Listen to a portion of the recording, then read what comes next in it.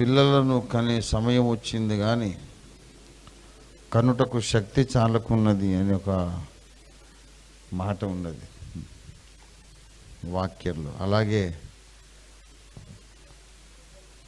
ప్రసంగం చెప్పాల్సినటువంటి సందేశం చెప్పాల్సిన సమయం వచ్చింది కానీ చెప్పడానికి శక్తి ఉన్నా సరే సమయం అయితే సరిపోకుండా ఉంది. ముందనుకున్నటువంటి స్కెచ్ ఏమిటంటే ఇక్కడ 9 కూటమి ముగించుకొని వెంటనే బయలుదేరి వెళితే 12 విశాఖపట్నం వైజాగ్ చేరినట్లయితే అక్కడ మిడ్ నైట్ ప్రార్థనా పోరాటం మళ్ళీ అక్కడ చేయాలని. ఇక్కడ నెట్ కూడా సరిగా లేదు, మరి బ్రేక్ అవుతూ ఉంది, డిస్టర్బ్ అవుతూ ఉంది. 12 గంటలకల్లా విశాఖపట్నం చేరాలి, అంటే 2 గంటల పైన జర్నీ. సో 9:30కు బయలుదేరితే 11:30. నాకు విశ్రాంతి అక్కర్లేదు, నేను బ్రతుకున్నంతకాలం పని చేస్తూనే ఉంటాను. వాళ్ళు పని చేసి దేవుడు నాకు మరణం రాసి పెట్టాడో తెలీదు, ఎత్తబడాలని రాశాడో తెలియదు. ఒకళ్ళు మరణమే రాసి పెడితే ప్రసంగం చేస్తూనే పోతాను, ఎత్తబడితే కూడా ప్రసంగం చేస్తూనే వెళ్ళిపోతాను. ఒకవేళ నన్ను జైల్లో పెడితే అప్పుడు అబద్ధక్రీస్తు సైనికులకు సువార్త చెబుతూ ఎత్తబడతాను. ఆఖరి క్షణం దాకా సువార్త చెప్పాలనేది నా తీర్మానం. అది ఇంకా శాశ్వత కాల నిర్ణయం కాబట్టి నాకు పర్లేదు. ఇక్కడ జరగగానే మళ్ళీ మైకి పట్టుకుని వాక్యం చెప్తూనే ఉంటాను నేను. కానీ ఇప్పుడు ప్రయాణం అక్కడ అందుకోవాలి కదా, ఈ టైం లోపల 12 లోపల అందుకోవాలి. కాబట్టి ఇప్పుడు సమయం చాలా తక్కువ ఉంది. ఒక ఆయన మేము నకరికల్లో ఉన్నప్పుడు క్లుప్త ప్రార్థన చేయమని పిలిచాం. క్లుప్త ప్రార్థన చేయమంటే ఆయన చాలా పెద్ద సేవకుడు, ఆయన కోపం వచ్చింది. క్లుప్త ప్రార్థన నన్ను చేయమంటానని, దేవా కనువిప్పు కలిగించు ఆమేన్ అని దిగిపోయాడు. ఇంకా ప్రార్థన మొదలు పెడతాడేమో అని పంచలు సర్దుకొని మోకరించబోతున్నారు. సగం మోకరించారు, సగం మంది ఒక మోకాలు మడిచారు, ఇంకోటి మడవబోతున్నారు. ఆమెనే దిగిపోతున్నాడు. ఏంటి ప్రార్థన చేయలేదు? అది చేసేసానుగా, అంతే క్లుప్త ప్రార్థన అన్నాడు. అలాంటి ప్రసంగం చేయాలి ఇప్పుడు. మరి చాలా సంతోషం. మనకు ఎక్సలెంట్ మ్యూజిషియన్స్ ఉన్నారు, ఎక్సలెంట్ సింగర్స్ ఉన్నారు. కనకరాజు గారు మరి మంచి సువార్త సందేశాత్మక గీతం పాడారు, చాలా సంతోషం. మరి ఇంకా నేను రాకముందు కూడా చాలాసేపటి నుంచి ఇక్కడ పాటలు జరుగుతూ ఉన్నాయి. మన సహవాస అభిషిక్త సేవకుల్లో ఒకడు అమృత్ బాబు యొక్క బర్త్డే ఇవాళ. కనుక కేరళలో ఉన్నాడు ఆయన, భార్య సమేతంగా కుటుంబ సమేతంగా 2 చక్కని కొడుకులు, వాళ్ళ కుమారుడు. ఇవాళ ఆయన బర్త్డే. జూమ్లో అక్కడ బర్త్డే ఫంక్షన్ అయింది. జూమ్లో వాక్యం చెప్పి ఇంగ్లీష్లో అక్కడ లోకల్ మలయాళీ భాష తర్జుమా చేశాడు. అదంతా జరిగించి మళ్ళీ ఇంకొక గృహం దర్శించి లేటుగా వచ్చాను. ఇంత లేటుగా వచ్చినా ఎప్పుడు వచ్చేది అని నన్ను తిట్టకుండా నాకు దండ వేసి సన్మానం చేసినందుకు మీకు అందరికీ వందనాలు. తిడతారేమో భయం ఇప్పుడే వచ్చేది, టైం చూసుకోకలా అంటారేమో అనుకొని బిక్కుమంటే వచ్చాను. కానీ వచ్చిన తర్వాత కూడా 2 పాటలు పాడినందుకు మీకు చాలా వందనాలు. దేవునికి స్తోత్రము. మరి ఇప్పుడు నేరుగా దేవుని వాక్యంలోకి వెళ్దాం. హల్లెలూయా.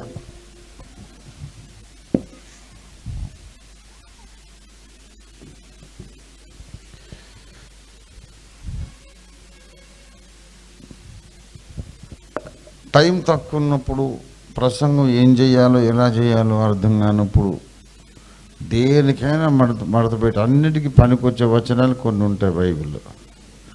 23వ కీర్తన, 103వ కీర్తన, 34వ కీర్తన, ఏమండి అలాంటి ఒక వచనం ఇప్పుడు చదువుకుందాం మనం. 1 కొరింథీ పత్రిక 3వ అధ్యాయం 1 కొరింథీ 3వ అధ్యాయము 9వ వచనం. మేము దేవుని జత పనివారమై ఉన్నాము, మీరు దేవుని వ్యవసాయమును, దేవుని గృహమును అయి ఉన్నారు. చిన్న మాట ప్రార్థన చేసుకుందాం. ప్రేమ కలిగిన మా మహాపరిశుద్ధ తండ్రి, మిక్కిలి దయగలిగిన మా దేవా, దిగివచ్చి మీరందరితోనూ మాట్లాడండి తండ్రి. బోధకులుగా మమ్ము నియమించినారు, మమ్ము నియమించారు, లోకంలోకి పంపించారు, అభిషేకించారు, వాడుకున్నారు. నీకు స్తోత్రాలు. కానీ బోధకులమైన మేము ఎంత బోధించినా ప్రతి మనిషి అంతరంగంలో నీ స్వరమే గనక వినబడకపోతే ఏమీ ప్రయోజనము లేదని మా జీవితకాల అనుభవంలో ఒక పాఠం నేర్చుకున్నాము తండ్రి. బోధకులు మాట్లాడతారు ఎన్నో ప్రసంగాలు, కానీ దేవుడు మాట్లాడకపోతే మనుషులు మారరు, బ్రతుకులు మారవు, ప్రత్యక్షత రాదు, ధన్యత రాదు, సార్థకత ఏర్పడదు, జీవిత సఫలత, కార్య సఫలత జరగదని విరిగి నలిగిన మనస్సుతో మేము ఒప్పుకుంటున్నాము తండ్రి. దేవా, మీరు మాట్లాడండి. ఈ తుని పట్టణ డ్రైవర్స్ కాలనీలో అగాపే సంపూర్ణ సువార్త సంఘాన్ని ప్రారంభించి 14 సంవత్సరాలు గడిచినవి. ఎంత అద్భుతంగా మా కళ్ళ ముందు ఈ సంఘాన్ని పెంచారయ్యా, నీకు వందనాలు. మొట్టమొదట మీ దీనదాసుడు, మీ సేవకుడు ఇజ్జిన యేసుదాసు బాబు గారు ఎంత రిస్క్ చేసి, ఎంత అలసటకు ఓర్చి, చెక్కు చెదరని దీక్షతో సంవత్సరాల తరబడి ఇంత ప్రయాణం చేసిన ఆయన ఇక్కడికి వచ్చి నీ సంఘము నడిపించి, కొంతమందిని సేవకులుగా పెంచి, తర్వాత సహాయకులను ఏర్పాటు చేసుకొని 14 సంవత్సరాలు మెల్లిమెల్లిగా అంచెలంచెలుగా ఈ సంఘాన్ని పోషిస్తూ పెంచుకుంటూ వచ్చిన విధానం కొరకు నీకు వందనాలు. వారి పరిచర్యలో ఇప్పుడు ఇంకా వారికి అనేక మంది సహదాసులు ఉన్నారు. నీకు వందనాలు, వందనాలు. వారందరిని కూడా మీరు అభిషేకించి ఈ 14వ వార్షికోత్సవం కనుక మీరు నడిపించినారు. నీ స్తోత్రం. ఈ దినమున మేము గొప్ప పండగ చేసుకుంటున్నామయ్యా. దేవుడు మాతో ఉన్నాడు, కార్యం జరిగించాడు, ఇంతకాలం సేవ జరిగింది. అందుకు దేవునికి కృతజ్ఞతాస్తుతులు అర్పించాలని మేమందరం ఇక్కడ కూడుకొని ఉన్నాం. మా స్తుతి ఆరాధన అంగీకరించండి అయ్యా, నీకు వందనాలు. కొంతసేపు మాతో మీరు మాట్లాడండి, మాకు కనబడండి, అందరికీ కనిపించమని తండ్రి. దేవుడు కనబడితే మనుషుల బ్రతుకులు అంతకు ముందున్నట్టుగా అసలు ఉండవు. నూతనమైన శిఖరము తప్పక ప్రతి మనిషి ఎక్కుతాడు అని పూర్తి గ్రహింపుతో మీ దాసులు దేవదాసయ్య గారు నేర్పిన ప్రార్థన మేము చేస్తున్నాం. దేవుడు అందరికీ కనబడాలి, అందరితో మాట్లాడాలని. అదే సమయంలో మాకందరికీ కనబడి మాట్లాడమని యేసు అద్భుత నామంలో స్తుతించి ప్రార్థిస్తున్నాం తండ్రి. ఆమేన్, ఆమేన్, ఆమేన్. క్రీస్తునందు నాకు అత్యంత ప్రియులారా, అతి చిన్న ప్రసంగం చేస్తాను. ఈ లోకములో రక్షణ పొందని వారు అనేకులు. Great majority do not know God. రక్షణ పొందుటంటే బైబిల్ నిర్వచనం ప్రకారం రక్షణ అంటే బైబిల్ నిర్వచనం వేరు, మానవ భాషలో లోకరీతిగా ఉండే నిర్వచనం వేరు. మనకు రక్షణ శాఖ మంత్రి ఉంటాడు, డిఫెన్స్ మినిస్టర్. రక్షణ పొందడం, రక్షక భటులు ఉంటారు. పోలీసు వారిని ఏమంటారు? రక్షక భటులు అంటారు. కానీ బైబిల్లో ఉండే రక్షకుడు, రక్షణ అంటే అర్థం వేరు. విషయం తెలియకుండా బైబిల్ ఏం పదాలు ప్రయోగిస్తుంది, ఏ అర్థంతో ప్రయోగిస్తుందో తెలియకుండా ఎంతసేపు బోధ చేసినా, ఎంతసేపు విన్నా అంతా డబ్బాలో గులకరాలు వేసి గలగలమని ఊపినట్టే తప్ప ఏమీ ప్రయోజనం ఉండదు. బైబిల్లో ఉన్న పదములకు బైబిల్ ఇచ్చే నిర్వచనం తెలుసుకోవాలి. అప్పుడు కానీ మన బుర్రకాయకు దైవ సందేశం ఇంజక్షన్ ఎక్కడ స్టార్ట్ అవుతుంది. అప్పటిదాకా స్టార్ట్ కాదు. ఏట్లో గులకరాళ్ళు ఉంటాయి, వేల ఏళ్ళు ఉంటాయి కానీ నానవు. అలాగే వేల ప్రసంగాలు వింటారు కానీ అది లోపల దూరదు. అలా దూరకుండా ఎంతసేపు ఉన్న ఏట్లో ఉన్న గులకరాళ్ళలోకి నీరు పోదు. సమాజంలో ఉండేటటువంటి సంఘ సభ్యుల లోపలికి వాక్యం అనే నీరు కూడా పోదు. రక్షణ అంటే బైబిల్లో ఉన్నటువంటి అర్థం. రక్షణ అనగా అర్థం ఏంటంటే, అసలు మొట్టమొదటి విషయం సకల మానవ కోటికి ఒక పెను ప్రమాదము, ఘోర ప్రమాదము పొంచి ఉన్నదని బైబిల్ చెబుతున్నది. ఇది సకల జనులు గ్రహించాలి. దాన్ని గురించి బైబిల్ మాట్లాడుతుంది. ఆ సమస్య కారణంగా క్రైస్తవులు వాళ్ళ ధర్మ ప్రచారం చేస్తున్నారు. ఇది మత ప్రచారం కాదు. అమెరికా దేశమో, ఇంగ్లండో, ఇంకొకడు ఎవడో పనికి మాలినోడు మాకు డబ్బులు ఇచ్చి అందరినీ కన్వర్ట్ చేయండిరా అని పంపించారనే చెత్తవాగుడు మానుకోండి. మన దేశంలో మతోన్మాదులు పని కట్టుకొని విష ప్రచారం చేస్తున్నారు. ఎవడురా మత ప్రచారం చేయమన్నది? ఇండియాని కన్వర్ట్ చేయమని ఇంగ్లాండ్ వాళ్ళు డబ్బులు పంపిస్తా అంట, అమెరికా వాళ్ళు డబ్బులు పంపిస్తారట. ఈ ప్రచారం చేసినవాడు మనిషికి పుట్టుంటాడు, వాడు పందికి పుట్టుంటాడు. ఎన్నిసార్లు చెప్పాలి అర్థం కావట్లేదు. ఎన్నిసార్లు చెప్తే అర్థమవుతుంది. మత ప్రచారం అనేది అబద్ధం, మతం మార్పిడి అనేది అబద్ధం. బలవంతపు మతం మార్పిడి ఇంకా పెద్ద అబద్ధం. బలవంతంగా మతాలు మారుస్తారు. ఎవడు మారుస్తాడు? అసలు చెత్త విధవులు వాళ్ళకి బుర్రకాయలు గుజ్జుందా? 500 సంవత్సరాలు పైబడి భారతదేశాన్ని మొఘల్ చక్రవర్తులు పరిపాలించారు. దేశం అంతా ముస్లిం అయిపోయిందా? ఎందుకు కాలేదు మరి? ఇన్ని వందల సంవత్సరాల భారతదేశంలో మొఘల్ నవాబులు, రకరకాలుగా బహమనీ సుల్తానులు, మొఘల్ చక్రవర్తులు, నిజాం ప్రభువులు, ఇంతమంది ముస్లింల పరిపాలనలో వందల సంవత్సరాలు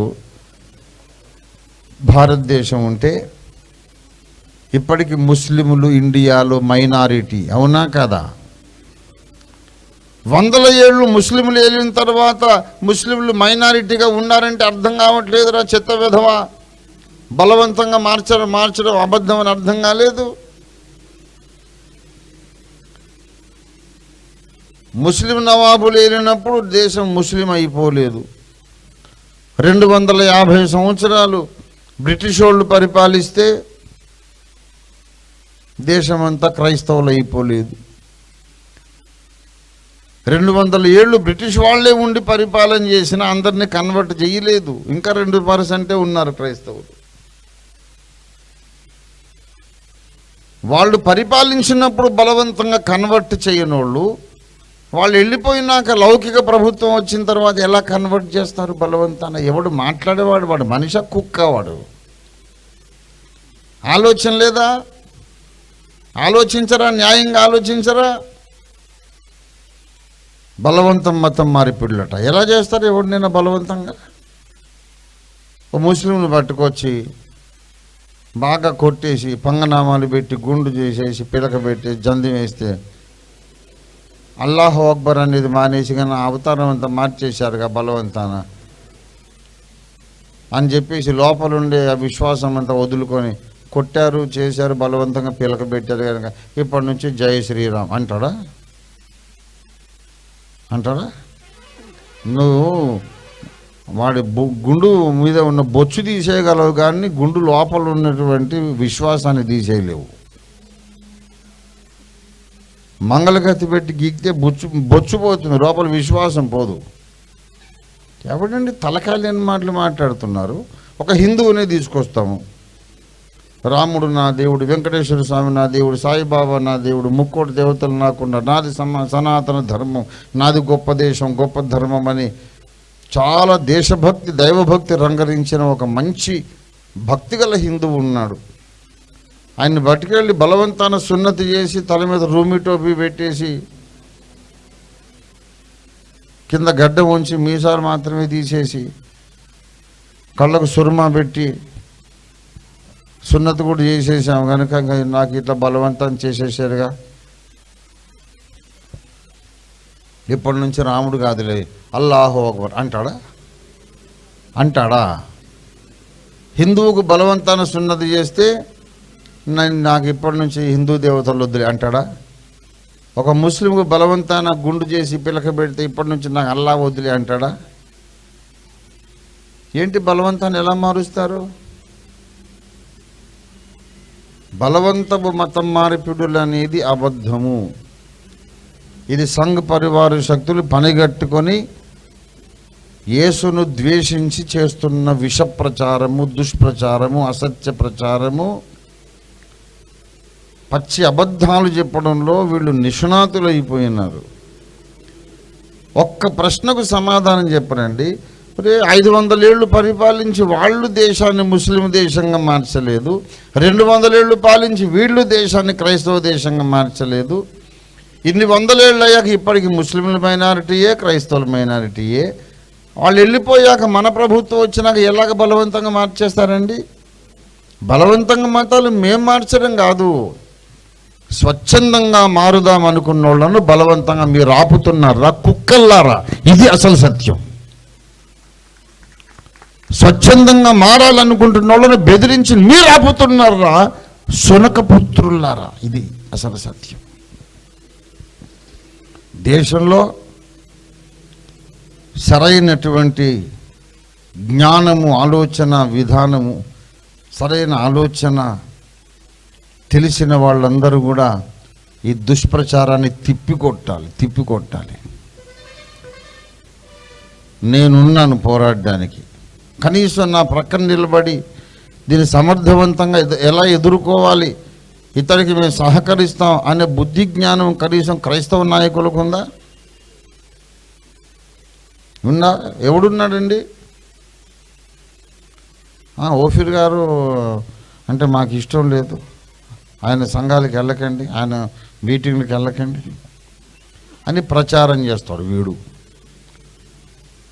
శత్రువు మీద నేను యుద్ధం చేస్తుంటే ఈ పనికి మాలోడు నా మీద యుద్ధం చేస్తున్నాడు. ఇప్పుడు నేను ఇద్దరితో యుద్ధం చేయాలి. సైతానుతో, వాడి దూతలతో యుద్ధం చేయాలి, నేనంటే ద్వేషించే ఈ నకిలీ క్రైస్తవులతో యుద్ధం చేయాలి. చేస్తాం 100 దిక్కులు ఏకకాలంలో 100 దిక్కులను యుద్ధం చేస్తాం. యుద్ధం నేను చేస్తానండి, కానీ వాడేమో సంపాదించుకుంటున్నాడని నేను అడుగుతున్నాను.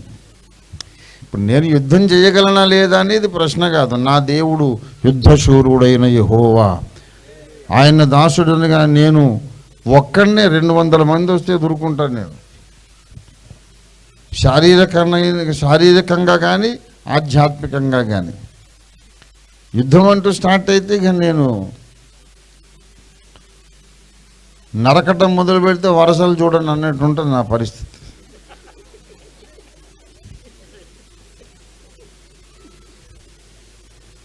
ఇక మళ్ళీ ముందు వెనుక చూసేది ఉండదు. కరెక్ట్ భగవద్గీత లోపలికి వస్తా. అప్పుడు నేను యేసయ్యమన్నాడు కదా, కరెక్ట్గా గీతను ఆచరించే క్రైస్తవుడిని నేను. టైం వచ్చిందనుకో యేసయ్యడమే. ఆ టైంకు పశ్చాత్తాపం కూడా ఉండదు. ఆ టైంకు వాడు గొలియాతు, నేను దావీదును, అంతే. దేవుని స్తోత్రం కలిగిన కాక. నేను యుద్ధం చేస్తా, దానికి రవ్వంత అనుమానం లేదు. ఏ రకమైన యుద్ధమైనా సరే రంజిత్ ఫిర్ రెడీ. కానీ మీరేం సంపాదించుకుంటున్నారా? మీరు 42 ఏళ్ళు నిద్రాహారాలు లేకుండా తలపగలు కొట్టుకొని వెన్నుపూస విరిగి అన్ని సర్వము పోగొట్టుకొని అందరినీ యేసులో పెంచడానికి ప్రయత్నం చేస్తూ పోరాటం చేస్తున్న ఒక సువార్త యోధునితో మీరు దొంగచాటుగా భక్తి ముసుగులో, సేవ ముసుగులో మీరు నాతో యుద్ధం చేస్తూ పైన ఏ సంపాదించుకుంటున్నారు?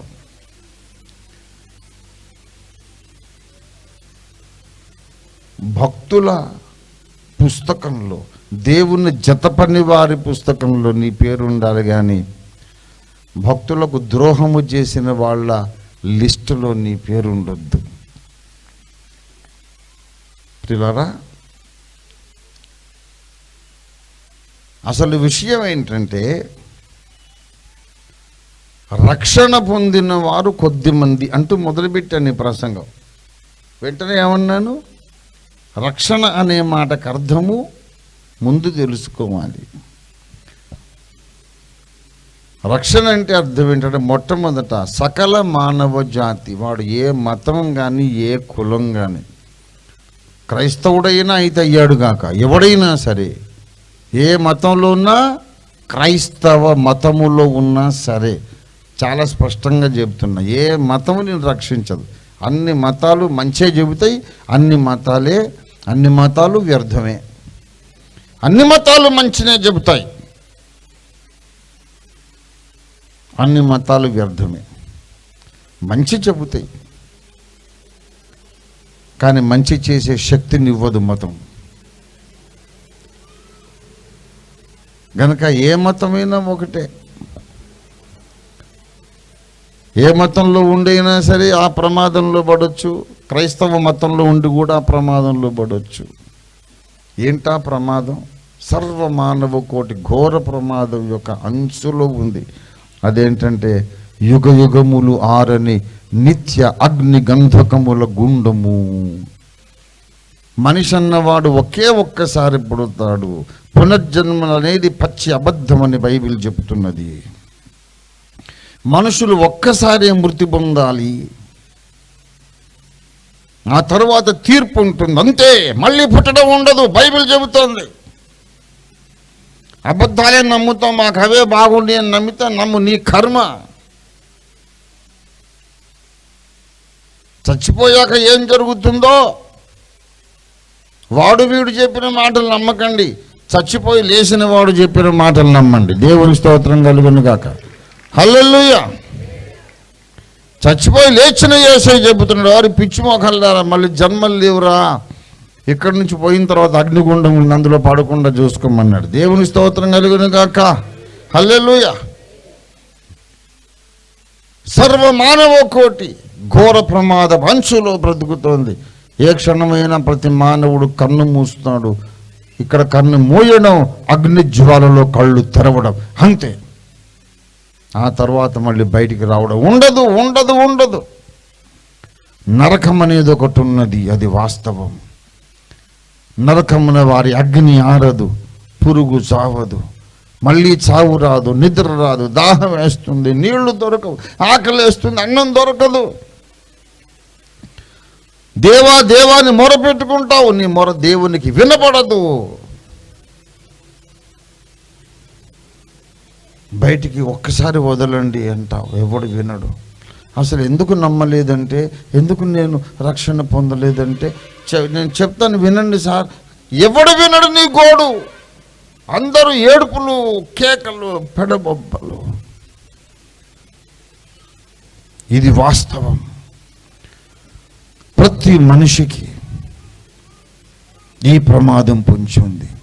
వాడు సామాన్య పౌరుడు కానీ, ధనవంతుడు కానీ, చదువుకున్నోడు కానీ, చదువు లేనోడు కానీ, మహాకోటీశ్వరుడు కానీ, ప్రజాప్రతినిధి కానీ, ఎమ్మెల్యే కానీ, కార్పొరేటర్ కానీ, ముఖ్యమంత్రి కానీ, ప్రధానమంత్రి కానీ, సర్వ సైన్యాధ్యక్షుడు కానీ, దేశాధ్యక్షుడు కానీ, మహాకవి పండితుడు కానీ, కళాకారుడు కానీ, వక్త కానీ, ఎవడైనా కానీ, ప్రతి మనిషికి ఇదే గతి. నీ సామాజిక అంతస్తు, నీ ఆర్థిక అంతస్తు, నీ జ్ఞానము, నీ ఐశ్వర్యం అన్ని ఈ మట్టి గడ్డ మీద ఉన్నంతసేపే. ఈ మట్టి లోకాన్ని విడిచిపెట్టిన తర్వాత ఇవేవి పనికిరావు. నువ్వెంత చదువుకున్నావు, ఎంత సంపాదించుకున్నావు, ఏమి సాధించావు? ఎవ్వరు అడగరు. ఇక్కడి నుంచి వెళ్ళిన తర్వాత ఒక్కటే ఒక ప్రశ్న నిలబడుతుంది, నువ్వు దేవునితో సమాధాన పడ్డావా లేదా? నీ జన్మ పాపాన్ని కడుక్కున్నావా లేదా? జన్మము చేత నీకు సంక్రమించిన పాప స్వభావాన్ని శుద్ధి చేసుకున్నావా లేదా? దేవుని కుటుంబంలో నువ్వు జన్మించావా లేదా? ఇదొక్కటే ప్రశ్న. పైకి వెళ్ళిన తర్వాత దేవదూతలు ఉంటారు. నేటి నీ సంగతి చెప్పండి. బాగా చదువుకున్నాను సార్, నేను ఎంఏ దాకా పిహెచ్డి చదివాను. ఎంఏ ఏంటి, పిహెచ్డి ఏంటి? ఏంట్రా పిచ్చి పట్టిందా? కాదు సార్, బోర్డు డబ్బులు డబ్బు అంటే ఏంటి అంటే వెండి బంగారాలు. వెండి బంగారం ఏంటది? పెద్ద బంగాళా కట్టుకున్న ఆస్తిపాస్తులు ఉన్నాయి. ఏవి? జీడి మామిడి తోటలు, కొబ్బరి తోటలు ఉన్నాయి. ఏవి?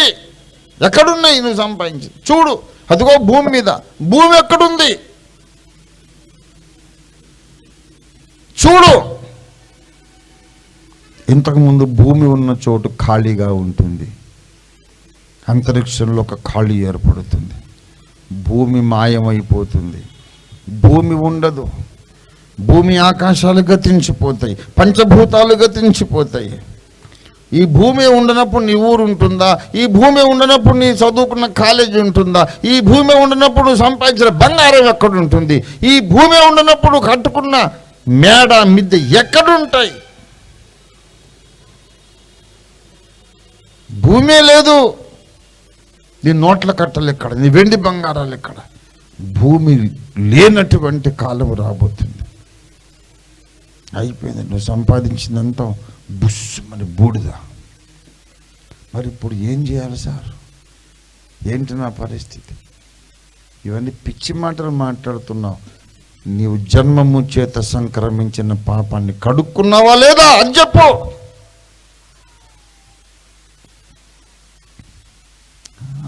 ఆ ప్రశ్నే నాకు రాలేదండి, ఆలోచన చేయలేదు. అవునా? మరి ఇప్పుడు చేయగలిగింది ఏమీ లేదు. లేకున్నది ఒకే ఒక్క గమ్యం. ఎల్లు అగ్నిగుండంలోకి తీసుకెళ్ళి అందులో పడదోస్తారు. మళ్ళీ ఎప్పటికీ నువ్వు బయటికి రావు. ఈ నరకం అనే ఘోర ప్రమాదం సర్వమానవ కోటికి ఉన్నది. ఇప్పుడు మానవుడికి కావలసింది నీతి బోధ కాదు.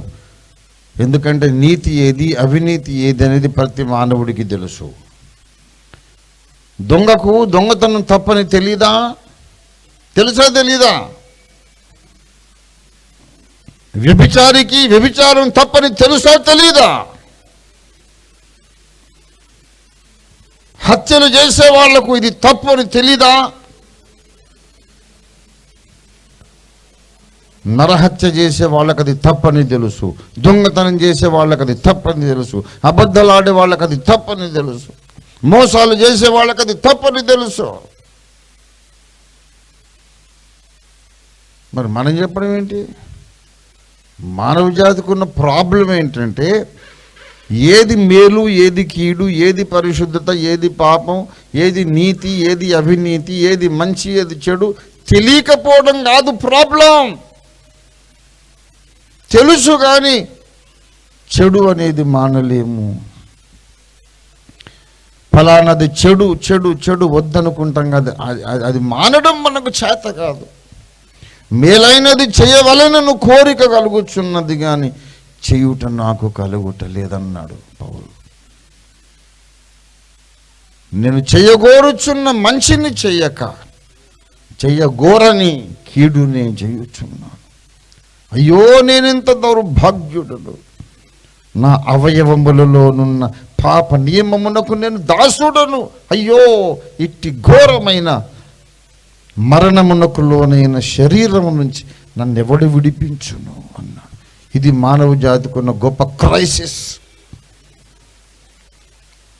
మానవ జాతి ప్రాబ్లం ఏంటంటే ఇది తప్పురా అని చెప్పేవాడు లేక కాదు, అందరూ నీతి బోధకులే. సిగరెట్ తాగేవాడు కూడా తన కొడుకు వద్దురా తాగకరా, ఇది చెడు అలవాటు అని చెబుతాడు. సిగరెట్ తాగేవాడికి అది తప్పు, అది విషం అని తెలీదా? కొడుకు తాగితే వద్దంటాడు, మరి వీడని తాగుతున్నాడు, మరి బుద్ధి లేదా? మరి తెలుసు సార్, దానికి బానిసనైపోయాను. వ్యభిచారి దానికి దాసుడు, తాగుబోతు తాగుడుకు దాసుడు. బ్యాడ్ హ్యాబిట్ అండి, కానీ ఏం చేయాలి, మానుకోలేకపోతున్నాను. ప్రతి మనిషికి ఏది తప్పో తెలుసు, కానీ పాపము చెయ్యవాడు పాపమునకు దాసుడు, పాపానికి కట్టు బానిస, వాడు బంధితుడు. వాడు తెంచుకొని బయటికి రాలేడు. వద్దనుకుంటాడు మళ్ళీ వెళ్ళిపోయి తాగేస్తాడు, వద్దనుకుంటాడు పోయి మళ్ళీ వ్యభిచారం చేస్తాడు, వద్దనుకుంటాడు అబద్ధాలు ఆడుతాడు. కావలసింది నీతి బోధకులు కాదు సార్, మేమే నీతి బోధకులు, అందరూ నీతి బోధకులే. ఇది తప్పు, ఇది ఒప్పు అంటే అట్లాగా, అవునా సార్ వ్యభిచారం తప్ప, అది తెలియక చేశానండి, తప్పు కదా, ఇప్పటి నుంచి చేయంలే అనే ఎవడున్నాడండి అంత బుద్ధిమంతుడు? అంత అమాయకుడు ఎవడు? 7 సార్లు నాకు తెలుసురా కానీ మానలేకపోతున్నాను అనుకుంటాడు వాడు. కాదు, అబద్ధాలు తప్పు, మోసాలు తప్పు, నరహత్య తప్పు, దొంగతనం తప్పు, వ్యభిచారం తప్పు, జారత్వం తప్పు, పరస్త్రీని ఆశించడం తప్పు. తెలుసు సార్, కానీ ఏంటో నా మనసు అటే వెళ్ళిపోతుందండి. వీడొక బానిస. మనకు కావలసింది నీతులు చెప్పేవాళ్ళు కాదు, నీతులు బోళ్ళు మేము చెప్తాం, అందరూ చెప్తారు. కావలసింది చెడు చేయకుండా ఉండే శక్తినిచ్చేవాడు ఒకడు కావాలి. ఏది తప్పని తెలుసో అది మానేసే శక్తినిచ్చేవాడు ఒకడు కావాలి. పాపాలు బంధకములై బలమైన సంఖ్యలుగా మనల్ని బంధించేసిన ఆ సంఖ్యలు పెట్టిలను తెంచేవాడు కావాలి. ప్రతి మానవుడి మీద ఉన్న పాపపు సంఖ్యలు పెళ్ళును తెంచివేయడానికి సర్వశక్తి గల దేవుడెత్తిన ఏకైక మనుజావతారం నజరేయుడని యేసు. దేవుడి స్తోత్రం కలుగును గాక. అందరూ నీతులు చెబుతారు, యేసయ్య మాత్రం ఆ సంఖ్యలు తెంచి పారేస్తాడు. దేవుడి స్తోత్రం కలుగును గాక. అందరు నీతులు చెబుతారండి, నీతులు చెప్తారు. నీతి ఎవడికి తెలియదు, నాకు తెలీదు. ఏడిసావు, నువ్వు చెప్తా ఉంటావు నీతి. నాకు తెలుసు కనుకనే అది రహస్యంగా చేస్తున్నాను. తప్పని తెలుసు, రహస్యంగా చేస్తున్నాను. ఎందుకంటే మరి చేయకుండా ఉండలేను, పబ్లిక్గా చేయలేను. అందుకని ఆ చాటు మాటుకు పాపాలు చేసేది. తప్పని తెలియనోడైతే బాహాటంగానే చేస్తాడు, తప్పని తెలిసిన వాడు కనుకనే చాటుగా చేస్తున్నావు. నీతులు చెప్తావేంటి? నువ్వు నిజంగా దేవుడివి అయితే చేయకుండా ఉండే శక్తి నాకు దయచేయి అని అడిగితే, ఎన్ని కోట్ల దేవతలు ఉన్న ఎవడు ఆ శక్తిని ఇవ్వడు. కానీ కోట్ల మంది త్రాగుబోతులను, వ్యభిచారులను, కిరాయి హంతకులను మార్చి సమాజ సేవకులుగా చేసిన ఏకైక దైవావతారుడు, మరియమ్మ కొడుకు, కన్యకుమారుడు, దేవకుమారుడు, యేసుక్రీస్తు నాథుడు నజరేయుడు. దేవుడికి స్తోత్రం కలుగును గాక. హల్లెలూయా. ఎప్పుడైతే యేసునాథుడు తన కృప చేత తాను సిలువలో జరిగించిన యజ్ఞములో ఉన్నటువంటి ప్రభావము చేత మానవుడి పాప బంధకాలు పెళ్ళుమని తెంచి పారేస్తాడో, ఎప్పుడైతే చెయ్యగోరని కీడును మానివేసే శక్తిని ఎప్పుడైతే యేసయ్యిస్తాడో, చెయ్యగోరుచున్న మేలును చేయగలిగే శక్తి ఎప్పుడైతే యేసయ్యిస్తాడో, అప్పుడు వీడు నరకములో పడే ప్రమాదం నుంచి తప్పించుకుంటాడు. అదే రక్షణ భాగ్యము. దేవుని స్తోత్రం కలుగును గాక. Hallelujah. That is what we mean by salvation. రక్షణ అంటే అర్థం అది. నువ్వు రక్షణ పొందాలి అని బైబిల్ చెబుతుంది. పాపులను రక్షించుటకు యేసుక్రీస్తు ఈ లోకానికి వచ్చాడు. నశించిన దాని వెదకి రక్షించుటకు యేసుక్రీస్తు ఈ లోకానికి వచ్చాడు. రక్షించుట అంటే ఏమిటి? రక్షించుట నరకాగ్ని గుండము నుండి మనుషులను రక్షించుట. ఈ కాన్సెప్ట్ ఏ మతానికి లేదండి, ఇది వాస్తవం. అందరూ గాలి కబుర్లు చెప్తారు. తప్పులు చేయకురా, మళ్ళా నువ్వు నీచ జన్మెత్తాలి. సరే, సొల్లు సోది తప్ప ఏం లేదు. అది చెప్పినోడికి బుద్ధి లేదు, తలకాయ లేదు. విన్నోడికి నమ్మినోడికి అసలే బుద్ధి లేదు. కాస్తంత గుజ్జుంటేగా లోపల కళ్ళు గుడ్డి అయిపోయినాయి. ఎవడికి బుర్ర పని చేయదు. ఉత్తమ కర్మ, మంచి కర్మ చేస్తే మానవ జన్మ ఎత్తుతాడట. అందులో మరీ ఉత్తమ కర్మ చేస్తేనేమో బ్రాహ్మడై పుడతాడట. మానవ జన్మలో కూడా కొంచెం తక్కువ ఉత్తముడైతేనేమో మాదిగే పుడతాడట. ఎంత చెత్త చెదారం అంతా చెబుతాడు. అసలు మొట్టమొదట పుట్టిన దోమ ఏ కర్మ చేసినందుకు దోమ అయింది, అది చెప్పు. ఏటో తలకాయ లేని మాటలు విన్నా అసలు. ఎందుకు చెబుతారు, ఎందుకు నమ్ముతారో అర్థం కాదు. బుద్ధి లేకుండా అందరూ వింటారు చెవులో పూలు పెట్టుకొని.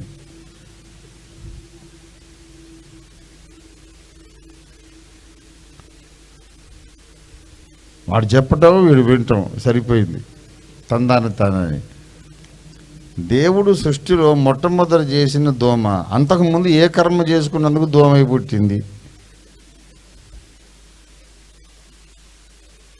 కర్మ చేసుకున్నందుకు దోమలు చీమలు కాదు, కర్మ చేసుకున్నందుకు మనుషులు కాదు. దేవుడు మానవ జాతిగానే సృష్టించాడు. దోమ జాతిని, పిల్లి జాతిని, నల్లి జాతిని, కోతి జాతిని, ఏ జాతిని ఆ జాతిగానే సృష్టించినాడని బైబిల్ చెబుతుంది. ఇది సైంటిఫిక్ ఫ్యాక్ట్. ఇది దేవునికి స్తోత్రం కలిగినగా. హల్లెలూయా. ఇది శాస్త్రీయ నిరూపణ కలిగినటువంటి, పరిశీలనకు నిలబడగలిగిన సత్యం. ప్రతి ప్రాణి తన వంటి ప్రాణిని మాత్రమే ఉత్పత్తి చేస్తుంది. చిక్కుడు గింజ నాటండి, చచ్చినా సరే మామిడి మొక్క మొలవదు. చిక్కుడు గింజ నాటేసి రోజు దాని దగ్గర పోయి please please please please please, నేను పొరపాటున మామిడి పిక్క నాటపోయి నిన్ను నాటాను, నాకు మామిడి చెట్టు కావాలి, ప్లీజ్ ప్లీజ్ మామిడి మొక్క రావాలి అంటే నువ్వు పెట్టిన చిక్కుడు గింజ మామిడి మొక్క వస్తుందా? విత్తనం మీద అదే చెట్టు వస్తుంది. జన్మకు, పిండధారణకు, అండ ఫలదీకరణకు కారణమైన జంతువులు, ప్రాణులు, పక్షి, ఎవడైనా సరే అది ఏ స్పీసీసో అలాంటి ప్రాణి మళ్ళీ పుడుతుంది తప్ప కొత్తది పుట్టదు. కోతికి మనుషులు పుట్టర్రా, వెధవల్లారా. కోతికి కోతే పుడుతుంది, మనిషికి మనిషి పుడతాడు. దేవుని స్తోత్రం కలుగునుగా. హల్లెలూయా. పెద్ద సైన్స్ అంటది, నీ బొందేం కాదు. ఏంట్రా సైన్స్ కాదు అది. కోతి పోయి మనిషి పుట్టడం నిజమైతే మనిషి పోయి ఇంకోటి తయారై ఉండాలి ఈ పాటికి. మనిషి పోయి ఇంకోటి ఎందుకు కాలేదు? కోతికి మనిషి పుడతాడని పచ్చబద్ధం. దేవుడు మనుషులనే తయారు చేశాడు. వాళ్ళు ఆకారానికి మనుషులుగా మిగిలిపోయారు. గుణమును బట్టి సకల జంతువులుగా తయారయ్యారు. ఆకారానికి మనిషే కొంతమంది పాములు, విషపు నాగులు అయ్యారు. ఆకారానికి మనిషే కొంతమంది కుక్కలు అయ్యారు, కొంతమంది పందులు అయ్యారు. ఆకారానికి మనిషే. భౌతికంగా శరీర నిర్మాణము, ధర్మము మారదు. మనిషికి మనిషే పుడుతాడు. బాతులు గుడ్లు పెడతాయి, కానీ తెలివి తక్కువ పక్షులు అవి. బాతులు తెలివి తక్కువ పక్షులు. అది నేల మీద నడుస్తూ పోయి ఒక దగ్గర ఆగి బుడుగు మీద ఒక గుడ్డును వదిలేసి వెళ్తుంది. నేను పెట్టిన గుడ్డు ఎడిపోయింది ఏమైంది అది పట్టించుకోదు. బాతుల్ని పెంచాను నేను. బాతుల్ని పెంచా, కుందేళ్ళని పెంచా, కుక్కలను పెంచా. చూసా కళ్ళారా. వాకిట్లో నడుస్తూ కాస్త ఆగుతుంది, గుడ్డు కింద పడుతుంది, అది వెళ్ళిపోద్ది మళ్ళీ. ఆ గుడ్డు సంగతి ఏమైంది? తెలివి తక్కువ ముఖమా? పట్టించుకోవు. కోడి ఎలా కాదు. కోడి ఒక మూలకెళ్ళి జాగ్రత్తగా పెడుతూ మళ్ళీ పొదుగుతుంది. సరే తెలివైన పక్షి కదా అని చెప్పి కోడికి తీసుకెళ్ళి ఈ బాత గుడ్లు పొదిగేస్తారు. తెలుసా మీకు? ఆ పిచ్చి తల్లి ఇదేదో గుడ్డు నాదే అనుకుని పొదిగేస్తాం. 21 దినాలు 21 దినాలు కష్టపడి పొదిగితే కృతజ్ఞత లేకుండా, అరే ఇంతకాలం పొదిగింది కదా నేను కోడిని వేద్దాం అనుకోదు. అది బాతే బయటకు వస్తుంది. మళ్ళీ బాతు గుడ్డును కోడి పొదిగినా సరే కోడి పిల్ల కాదు, బాతి పిల్ల వస్తుంది. ఈ పరిణామం ఎక్కడుందిరా? చవట. విత్తనం మీద అదే చెట్టు వస్తుంది. ఆ అండము ఏ ప్రాణిదో అదే ప్రాణి వస్తుంది, కానీ ఇంకో ప్రాణి రాదు. పరిణామవాదం సైన్స్ కాదు. చార్లెస్ చెప్పిన పరిణామవాదాన్ని జెనెటిక్ సైన్స్, జన్యు శాస్త్రం అవుట్ రైట్లీ కొట్టి పారేస్తుంది. జన్యు శాస్త్రము పరిణామవాదాన్ని ఒప్పుకోదు. పరిణామవాదం బుద్ధిహీనత. దేవుడు లేడు అని మనుషులను ఒప్పించడానికి చేసిన శుష్క ప్రయత్నం, విఫల ప్రయత్నం, తెలివి తక్కువ ప్రయత్నం.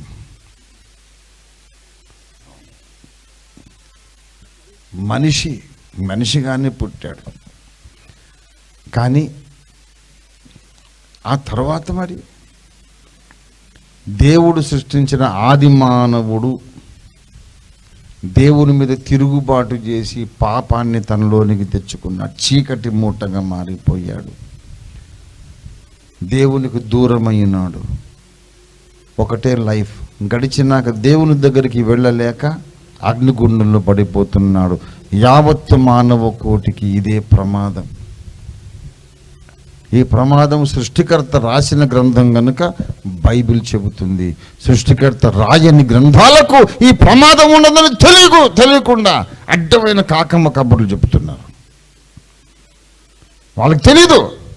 ఎందుకంటే మట్టి నుంచి మనిషిని చేసిన వాడు రాసిన గ్రంథం బైబిల్ గ్రంథం మాత్రమే. దేవుని స్తోత్రం కలుగును గాక. హల్లెలూయా. అసలు కథ కార్ఖానా, అసలు సంగతి, సమస్య ఏంటో ఆయనకు తెలుసు. ఒరే మెట్ట వేదాంతం కాదురా, గుట్టుకుని గుండాగిపోయిన తర్వాత కన్ను మూసి అవతల అడుగు పెట్టగానే అగ్నిగుండం ఉంది, తప్పించుకోమంటాడు. ఎలా తప్పించుకోవాలి? అలా తప్పించుకోవడానికి మనిషి ఎన్నో ప్రయత్నాలు చేసి ఎన్నో మతాలు స్థాపించుకున్నాడు. కొన్ని పుణ్యక్షేత్రాలు ఉన్నాయని, కొన్ని అవతారాలు ఉన్నాయని, కొన్ని పూజా విధానాలు ఉన్నాయని, జపతపములు, రకరకాల ప్రయత్నాలు, ప్రయాస, సాధనలు, ఇవన్నీ చేస్తే పాపాలు పోతే అనుకుంటున్నారు. కానీ మనిషి చేసే ఏ ప్రయత్నం వలన కూడా పాపము పోదు పోదు పోదు పోదు. హెబ్రీ పత్రిక 9వ అధ్యాయం 22వ వచనం ప్రకారం, కాబట్టి సమస్త వస్తువులను రక్తము చేత శుద్ధి చేయబడున్నాయి, రక్తము చిందించకుండా పాప క్షమాపణ కలుగదనియు సామాన్యముగా చెప్పవచ్చును. దేవుడికి స్తోత్రం కలుగును గాక. కాబట్టి ధర్మశాస్త్ర ప్రకారము సమస్త వస్తువులు రక్తము చేత శుద్ధి చేయబడుననియు, రక్తము చిందించకుండా పాప క్షమాపణ కలుగదని. ఇది తిరుగులేని నిజం. ఇది ఆ రక్తం కూడా 10వ అధ్యాయం 4వ వచనంలోకి వచ్చి అంటాడు, ఎడ్ల యొక్కయు కోడెల యొక్కయు రక్తము, మేకల యొక్క రక్తము పాపాలను తీసివేయుట అసాధ్యము, రక్తము చిందించకుండా పాప క్షమాపణ కలగదన్నాడు. హెబ్రీ 9:22లో రక్తం కావాలా, మరి తీసుకొస్తామని జంతు రక్తం తెచ్చారు మనుషులు. అబ్బాయి ఎడ్ల యొక్క మేకల యొక్క రక్తముతో పాపాలు పౌరా నాయన అనేశాడు 10:4లో. మరి ఎలాగండి బాబు, ఎలా చచ్చేది నీతో? ఎటుపోయినా పేచి పెడతావు చిక్కు. రక్తం కావాలంటావు, రక్తం తెస్తేనేమో ఇది వద్దంటావు, మరి ఎలాగా? రే పాపము లేని రక్తం కావాలి, అక్షయమైన జీవము కలిగిన రక్తం కావాలి. ఎన్ని కోట్ల ప్రాణుల, ఎన్ని కోట్ల పాపాలకైనా పరిహారము చేసే శక్తి కలిగి ఉండాలి. ఎన్ని పాపాలు గడిగినా ఈ రక్తంలో అంతులేని శక్తి ఊరుతూ ఉండాలి. అటువంటి రక్తాన్ని తీసుకురండి. ఎక్కడుందండి ఆ రక్తం? ఆ రక్తాన్ని మీ కొరకు ఇవ్వడానికి పరమాత్ముడు రక్త మాంసముల దేహమును ధరించుటే నజరేయుడని యేసు అవతారం. దేవునికి స్తోత్రం కలుగును గాక. అది సువార్త. అందుకు క్రైస్తవులు ధర్మ ప్రచారం చేస్తున్నారు. రక్షణ మార్గం ఇదిగోనని చెబుతున్నా. మా మతాన్ని మీకు ప్రచారం చేయడం కాదు. హిందూ మతము కంటే క్రైస్తవ మతం గొప్పదని, ఇస్లాం కంటే క్రైస్తవం గొప్పదని కాదు మేము చెప్పేది. చాలామంది క్రైస్తవ మతంలో ఉంటారు, క్రిస్మస్లు చేస్తారు, గుడ్ ఫ్రైడేలు చేస్తారు, ఈస్టర్ పండుగలు చేస్తారు, ఇంటి మీద ఇక్కడ పడితే అక్కడ సిలువలు పెడతారు, మెడలో సిలువ వేసుకుంటారు, క్రైస్తవ పాటలు పాడతారు, నరకానికి వెళుతారు. మతం కాదు మేము చెప్పేది, క్రైస్తవ మతంలోకి రమ్మని కాదు. సరిగ్గా విని గ్రహించి జ్ఞాపకం పెట్టుకోండి. మతం మార్చుకోమని కాదు బాబు మేము చెప్పేది. మతంలోకి నువ్వు వచ్చినా నీకు రక్షణ రాదు. నువ్వు మతంలోకి వచ్చినా అగ్నిగుండము నుండి నీకు రక్షణ కలగదు. మతంలోకి మనిషి వస్తే లాభం లేదు. యజ్ఞమై మరణించి మళ్ళీ లేచినటువంటి వేదాంగముల ప్రవచనములు నెరవేర్చినటువంటి మృత్యుంజయుడైన యేసు అనే విరాట్ పురుషుడు నీ లోపలికి వస్తే నీ పాపాలు పరిహారం అవుతాయి. దేవుని స్తోత్రం కలుగును గాక. రక్షణ పొందడం అంటే నువ్వు మతంలోకి రావడం కాదు, యేసు నీలోనికి రావడమే రక్షణ. దేవుని స్తోత్రం కలుగును గాక. హల్లెలూయా. యేసు నామము ధరించగానే మనసు మారి నూతన మగును. యేసు నామము ధరించగానే నూతన మగును. భేదమేమియు లేదు వారికి, భేదమేమియు లేదు వారికి, నాధుని ధరించి తరింప, నాధుని ధరించి తరింప. ఆ మాట అలాగే రావాలి. ఆ రాంగ్ బుక్లో ప్రింట్ రాంగ్, మార్చి రాసుకోండి. చాలాసార్లు చెప్పాను ప్రసంగాల్లో, కానీ రాసుకోవట్లేదు. రాసుకోవయ్యా, నాధుని ధరించి తరింప అని రాసుకో. తరించుటంటే నదిని దాటి అవతలికి గట్టెక్కుట తరించుట. తరించుటంటే మరణ నదిని దాటి, నరకమనే ప్రమాదాన్ని దాటి అవతల గట్టుకు చేరడం తరించుట. ఎలాగ తరించాలి? యేసును ధరించుకొని తరించాలి. అదే అసలు మాట. అక్కడ నాదుని ధరింప తరింప గరింప ఏదో చెప్పి రాశాడు అక్కడ. రాంగ్. అది వరాంగ్ ఉందని నేను సరిగ్గా పాడుతుంటే నువ్వు కరెక్ట్ చేసుకోకుండా నాకు బుక్ ఇస్తావేంటి? ఇప్పుడు నీతో నాకు పంచాయతీ వచ్చింది. ఇప్పుడు మంచిది. దేవునికి స్తోత్రం. హల్లెలూయా.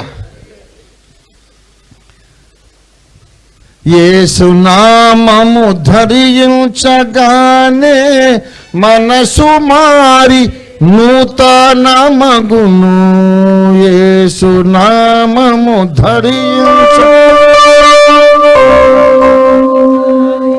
నూతన మగును. భేదమేమియు లేదు వారికి, భేదమేమియు లేదు వారికి, నాధుని ధరించి తరింప, నాధుని ధరించి తరింప. పైనున్న ఆకాశమందున క్రిందున్న భూలోకమందున నామమున రక్షణ. హల్లెలూయా. స్తోత్రం. ప్రభునందు ప్రియులారా, కొంతమంది అంటారు ఏ మార్గంలో నడిచినా కూడా చేరేది అక్కడికేనట అందరూ. అంటే ఏంటో నరకానికేను. వాడు అర్థం అదేమో నాకు అనుమానం వచ్చేసింది. ఏ మతంలో ఉన్న అందరు అక్కడికే చేరుతారు అంటారు, ఎక్కడికో చెప్పుడు. ఏమండి, ఊరికి 4 దారులు ఉంటాయి, నరకానికి చాలా దారులు ఉంటాయండి. మేము చెప్పేది అదే. ఒక ఊరికి రావాలంటే ఉత్తర దక్షిణ పడమర ఎన్నో దారులు ఉండవు. అట్లా నరకానికి పోవాలంటే చాలా దారులు, కానీ పరలోకానికి మాత్రం ఒక్కటే దారి. దేవునికి స్తోత్రం కలిగిన కాక. ఆ దారి పేరు యేసయ్య. దేవునికి స్తోత్రం. హల్లెలూయా. అన్నీ ఒకటే సార్. ఏ మతమైనా సరే, ఏదైనా, ఏ రూపమైనా, ఏ పేరు అది కులుక్కుంటూ వాడు చెప్తాడు పెద్ద తెలిసినట్టు. నీ కులకటం ఆపరా నాయన, అగ్నిగుండంలో పడుతున్నావు నువ్వు, చెప్తున్న తింగరోడు అర్థం చేసుకో ఏంటి ఏమండి. మా జేకబ్ ఒక పాట రాశాడు, తెలియలేదా నిజమదేదో జీవుడా అని పాట రాశాడు. అయితే తాత రాసిన పాట నేర్చుకొని ఒక తాతయ్య ఉన్న మీటింగ్లోనే పాడుతున్నాడ. తెలివి లేదా నిజమదేదో జీవు అని పాడుతుంటే మా మామయ్య పోయి ఆ పాప రాంగ్ పాడుతున్నానంటే కరెక్ట్ చేయబడాడు. తాతయ్య వాడు కరెక్ట్ చేయగలడు, వాడు కరెక్టే పాడుతున్నాడు, వాడు సరిగ్గా పాడుతున్నాడు. ఇన్ని రకాలుగా సువార్త చెప్పిన అర్థం కాలేదు, తెలివి లేదు, వాడు పాడుతున్నాడు, వాడు కరెక్ట్. అలాగే పాడినాడు, వాడు అలాగే పాడాడు 50 సంవత్సరాల పాట.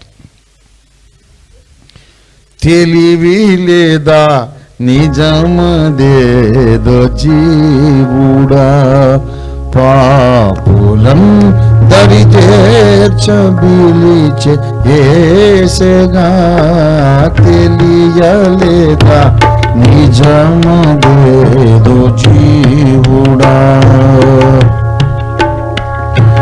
పాప జీతమే మృతి శాశ్వత హింసే గతి పాప జీతమే మృతి శాశ్వత హింసే గతి ఇప్పుడే సుంజేరరే ఏ ప్రమాదముండదే ఇప్పుడే సుంజేరరే ఏ ప్రమాదముండదే ప్రాణము ఆ శిలువపై బలిడి నిన్ కొనిగదా ప్రాణము ఆ శిలువపై బలిడి నిన్ కొనిగదా కొనిగదా కొనిగదా కొనిగదా తెలియలేదా నిజమదేదో జీవుడా యేసుడే నన్ను బ్రోచగా ఎవరి నింత్రోయాడ యేసుడే నన్ను బ్రోచగా ఎవరి నింత్రోయాడ చేరి నిజము తెలిసికో మోక్షరాజ్యం నీదగు చేరి నిజము తెలిసికో మోక్షరాజ్యం నీదగు ప్రాణము ఆ శిలువపై బలిడి కొనిగదా ప్రాణము ఆ శిలువపై బలిడి కొనిగదా కొనిగదా కొనిగదా కొనిగదా తెలియలేదా నిజమదేదో జీవుడా తెలియలేదా నిజమదేదో జీవుడా పాపులందరి చేర్చబిలిచే యేసగా తెలియలేదా నిజమదేదో జీవుడా. మా మాతామహులు అమ్మ వాళ్ళ నాన్నగారు కొత్తపల్లి జేకబ్ కవి గారు కరడుగట్టిన సువార్థికుడు. ఆయన బ్లడ్లో నరనరాన సువార్త జీర్ణించుకుపోయింది. కదిలిస్తే ముడితే రాత్రి నిద్ర లేపినా సరే సువార్త చెబుతాడు. ఆయన ముఖం మీద కొట్టినట్టు చెప్పాడు. ఈ పాట అందరు నేర్చుకోండి. మన సత్యదేవార్చనలో కూడా ఉందనుకుంటా. ఇది 566 పాట నేర్చుకోండి. ఏ దారిన పోయినా అందరు అక్కడికే పోతారంట. అవును, అక్కడికి పోతారు, అగ్నిగుండానికి పోతారు బాబు. అవును, నువ్వు ఎలా నమ్ముతావా? నీకు అసలు బుర్రకాయ లేదా? ఏ దారి పోయినా ఒకటి ఎలా నమ్ముతావు? నువ్వు బస్ స్టాండ్కి పోతావు, ఏదన్నా ఊరికి. ఇప్పుడు తుని బస్ స్టాండ్కి వెళ్తావు, ఇటు వైజాగ్, రాజమండ్రి, అన్నవరము పోవాలి నువ్వు. అక్కడికి వెళ్ళి బోర్డు చూసి ఎక్కుతావా? ఏ బస్సు అయినా అన్నీ అక్కడికి పోతేనే ఎక్కుతావు నువ్వు. వెళ్ళి అడిగేవాను, అన్నవరం ఏ బస్సు వెళ్తాంటే, అమ్మాయకుడా ఈ జగమే మాయరా, ఆ బస్సు ఈ బస్సు ఏమిటి నాయన, ఏ బస్సు ఎక్కినా పోయేది అన్నవరమే నాయన అంటే ఎక్కుతావు నువ్వు. అది ఎలాగొద్దు సార్, అన్నవరం అనుకుని ఎక్కుతాను, అది వైజాగ్ వెళ్తే నేనేం చేయాలి మరి? అబ్బెబ్బెబ్బే అన్ని బస్సులు ఒకే చోటుకి వెళ్తాయి. అలాగే వెళ్తే అలాగే వెళ్ళవు కదా సార్. అవును, మరి ఏ బస్సు ఎక్కినా ఒకే ఊరికి పోదు కదా. ఏ మతాన్ని నమ్మినా, ఏ దేవుణ్ణి నమ్మినా ఒకే దగ్గరికి ఎలాగ వెళ్తారు అనుకున్నాను. నువ్వు తలకాయ లేదు, తెలివి లేదా నిజము దేవుడా. ఇంకో దారి లేదు కాబట్టి మేము సువార్త చెప్తున్నాం బాబు. ఏ మతంలో ఉన్న సువార్త, ఏ మతంలో ఉన్న రక్షణ, ఏ మతంలో ఉన్న దేవుడు అంత సమానమైతే మేము కష్టపడి ఈ మతం చెప్పడం ఎందుకు, యేసు మార్గాన్ని చెప్పడం ఎందుకు, సువార్త చెప్పడం ఎందుకు, దెబ్బలు తినడం ఎందుకు? నువ్వు ఉన్న మతములోనే, నువ్వు ఉన్న ధర్మములోనే నీకు మోక్షం ఉన్నట్లయితే నేను ఎందుకు చెప్పాలి? ఎవడైనా ఎందుకు చెప్పాలి? ఎవడైనా ఎందుకు మత ప్రచారం చేయాలి? ఇస్లాం కానీ, హైందవం కానీ, క్రైస్తవం కానీ ఎవడైనా అసలు ఎందుకు మత ప్రచారం చేయాలి? నువ్వు చేయకపోతే నష్టం ఏంట్రా చెప్పు. తెలుగుతా కూడా పెద్ద తెలిసినట్టు మాట్లాడుతున్నావు. నువ్వు ధర్మ ప్రచారం చేయకపోతే నష్టం ఏంటి? అందరూ మోక్షానికి వెళ్తున్నారని నమ్మితే ఎందుకు ప్రచారం చేస్తున్నావు? ఏ ప్రయోజనం ఆశించి? ఎవడు ఏ మతాన్ని ప్రచారం చేయలేదు. పుట్టేసరికి ప్రతి ఒక్కడు ఏదో ఒక మతంలో ఉన్నాడు. అన్ని బస్సులు అక్కడికే పోతాయి కదా. ఇంకా నువ్వు ఎందుకు ప్రచారం చేసి దెబ్బలు తింటాం, రక్తాలు కార్చడం ఎందుకండి? మాట్లాడడం తలకే ఉంది అసలు ఏమైనా? మత ప్రచారం ఎవడైనా ఎందుకు చేస్తున్నాడంటే కరెక్ట్ బస్సు ఎక్కలేదురా నువ్వు ఎక్కిన బస్సు మోక్షానికి వెళ్ళే బస్సు కాదు.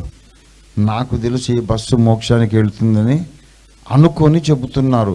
ముస్లింలు చెప్పినా, హిందువులు చెప్పినా, క్రైస్తవులు చెప్పినా వాళ్ళ కాన్సెప్ట్ అది. మోక్షానికి వెళ్దాం అనుకొని మీరు నరకం బస్సు ఎక్కారురా. ఇదిగో తమ్ముళ్ళు రండి, అన్నయ్య రండి, మోక్షం బస్సు ఎక్కండి అని చెప్పడమే ధర్మ ప్రచారము. గురువులు శిష్యులు అందరూ తెలుసుకోండి మాట.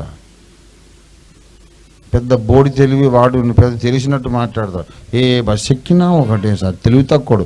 బస్ స్టాండ్ పోయి ఎందుకు అడుగుతున్నావు? బోర్డుని చూస్తున్నావు నువ్వు. బస్ స్టాండ్కి పోయేమో ఈ బస్సు ఎక్కడికి వెళ్ళి ఆ బస్సు ఎక్కడికి వెళ్తాను అంటాడు. మరి మతాలను అడగొద్దు, ఈ మతం ఎక్కడికి పోతాను అడగొద్దు. పెద్ద తెలివంతా కారిపోయినట్టు చెప్తాడు వాడు. వీడు వాని చెవులుపుకొని వీళ్ళు వింటారు. సత్యం చెప్తే వినరు, మాయ మాటలు చెప్తే బాగా వింటారు. ధర్మ ప్రచారం చేయాల్సిన అవసరం ఎందుకు వచ్చిందంటే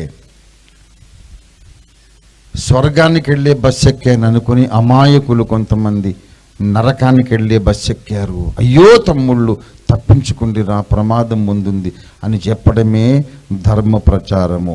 ఏ మతస్థుడైనా ఇలా నమ్మాడు కనుకనే ఆ బస్సు రైట్ కాదన్నా ఈ బస్సు రా అని చెప్తాడు, ఈ బస్సు రైట్ కాదు ఆ బస్సు అని చెబుతాడు. అసలు సిసలైన పరలోకానికి వెళ్ళే బస్సు కరెక్ట్గా బోర్డు చదివితే యేసుక్రీస్తు అనే బస్సు ఒక్కటే పరలోకానికి వెళ్తుంది. దేవుని స్తోత్రం కలుగును గాక. క్రైస్తవ మతం అనే బస్సు కాదు, క్రైస్తవ మతం కాదు, యేసు అనే బస్సు. యేసులోనికి నువ్వు రావాలి. మతంలోకి వస్తే ప్రయోజనం లేదు. యేసు మతంలో ఉండి కూడా అగ్నిగుండానికి పోతారు చాలామంది. యేసు నీలోనికి వస్తే నీకు నూతన జన్మ కలుగుతుంది. నువ్వు ద్విజుడు అయిపోతావు. మారు మనసు వస్తుంది, కొత్త మనసు, కొత్త బ్రతుకు, కొత్త స్వభావం వస్తుంది. పుట్టుకతో వచ్చిన పాప స్వభావం నశిస్తుంది, పరిశుద్ధమైన కొత్త స్వభావం వస్తుంది.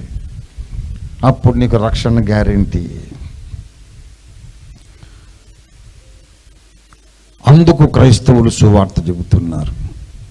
మతం మారమని కాదు, నరకం తప్పించుకో అన్నా అని క్రైస్తవులు సువార్త చెబుతున్నారు. మతాలు మార్చడానికి కాదు, అన్నయ్య నరకం బస్సు దిగిపోయి స్వర్గం బస్సు ఎక్కన్నా అని చెప్పడానికి సువార్త చెబుతున్నారు. యేసుని సిలువే, యేసుని సిలువే దోషుల గావం లేదిక త్రోవా పాపిని బ్రోవా. యేసుని సిలువే, యేసుని సిలువే దోషుల గావం లేదిక త్రోవా పాపిని బ్రోవా. యేసుని సిలువే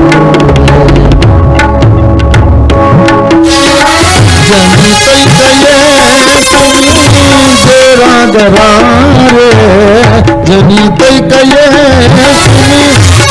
सुनी रागरारे सालम देना सागिलम रोना जालम देना सागिलम रोना येसुनी शरणन निंद्रोयना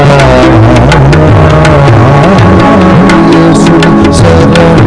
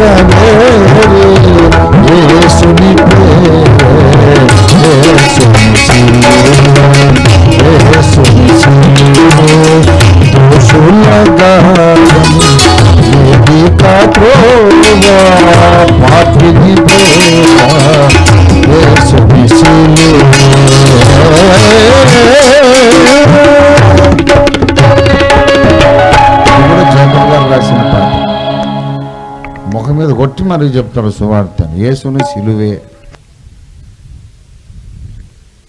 లేదిక త్రోవ పాపిని బ్రోవ.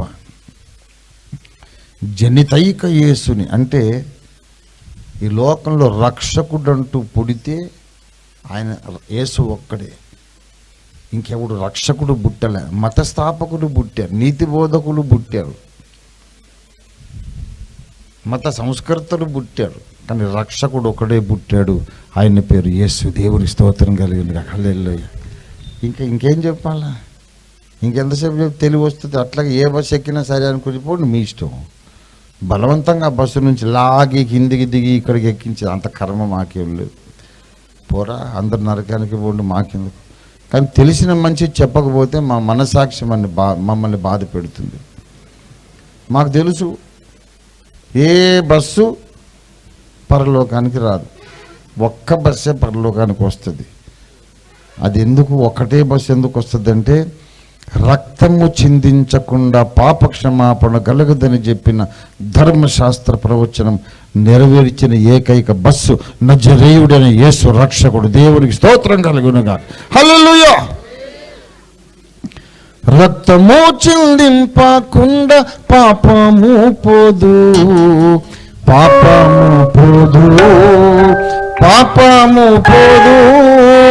రక్తము చిందింపకుండా పాపము పోదు, పాపము పోదు.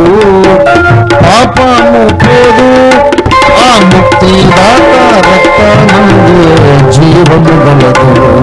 ఆ ముక్తి దాత రక్తమందు జీవము గలదు. కలదు జీవము, కలదు జీవము, కలదు జీవము, కలదు జీవము, కలదు జీవము, కలదు జీవము, కలదు జీవము, కలదు జీవము. పొర్లి పొర్లి పారుతుంది వారిలో ఆమేన్. పొర్లి పొర్లి పారుతుంది వారిలో విశ్వపాపములను మోసేయాగా పశువీవే, యాగా పశువీవే, యాగా పశువీవే. విశ్వపాపములను మోసేయాగా పశువీవే, యాగా పశువీవే, యాగా పశువీవే. కోసి చేసి వదలై పాడే యేసు రక్తము, కోసి చేసి వదలై పాడే యేసు రక్తము, యేసు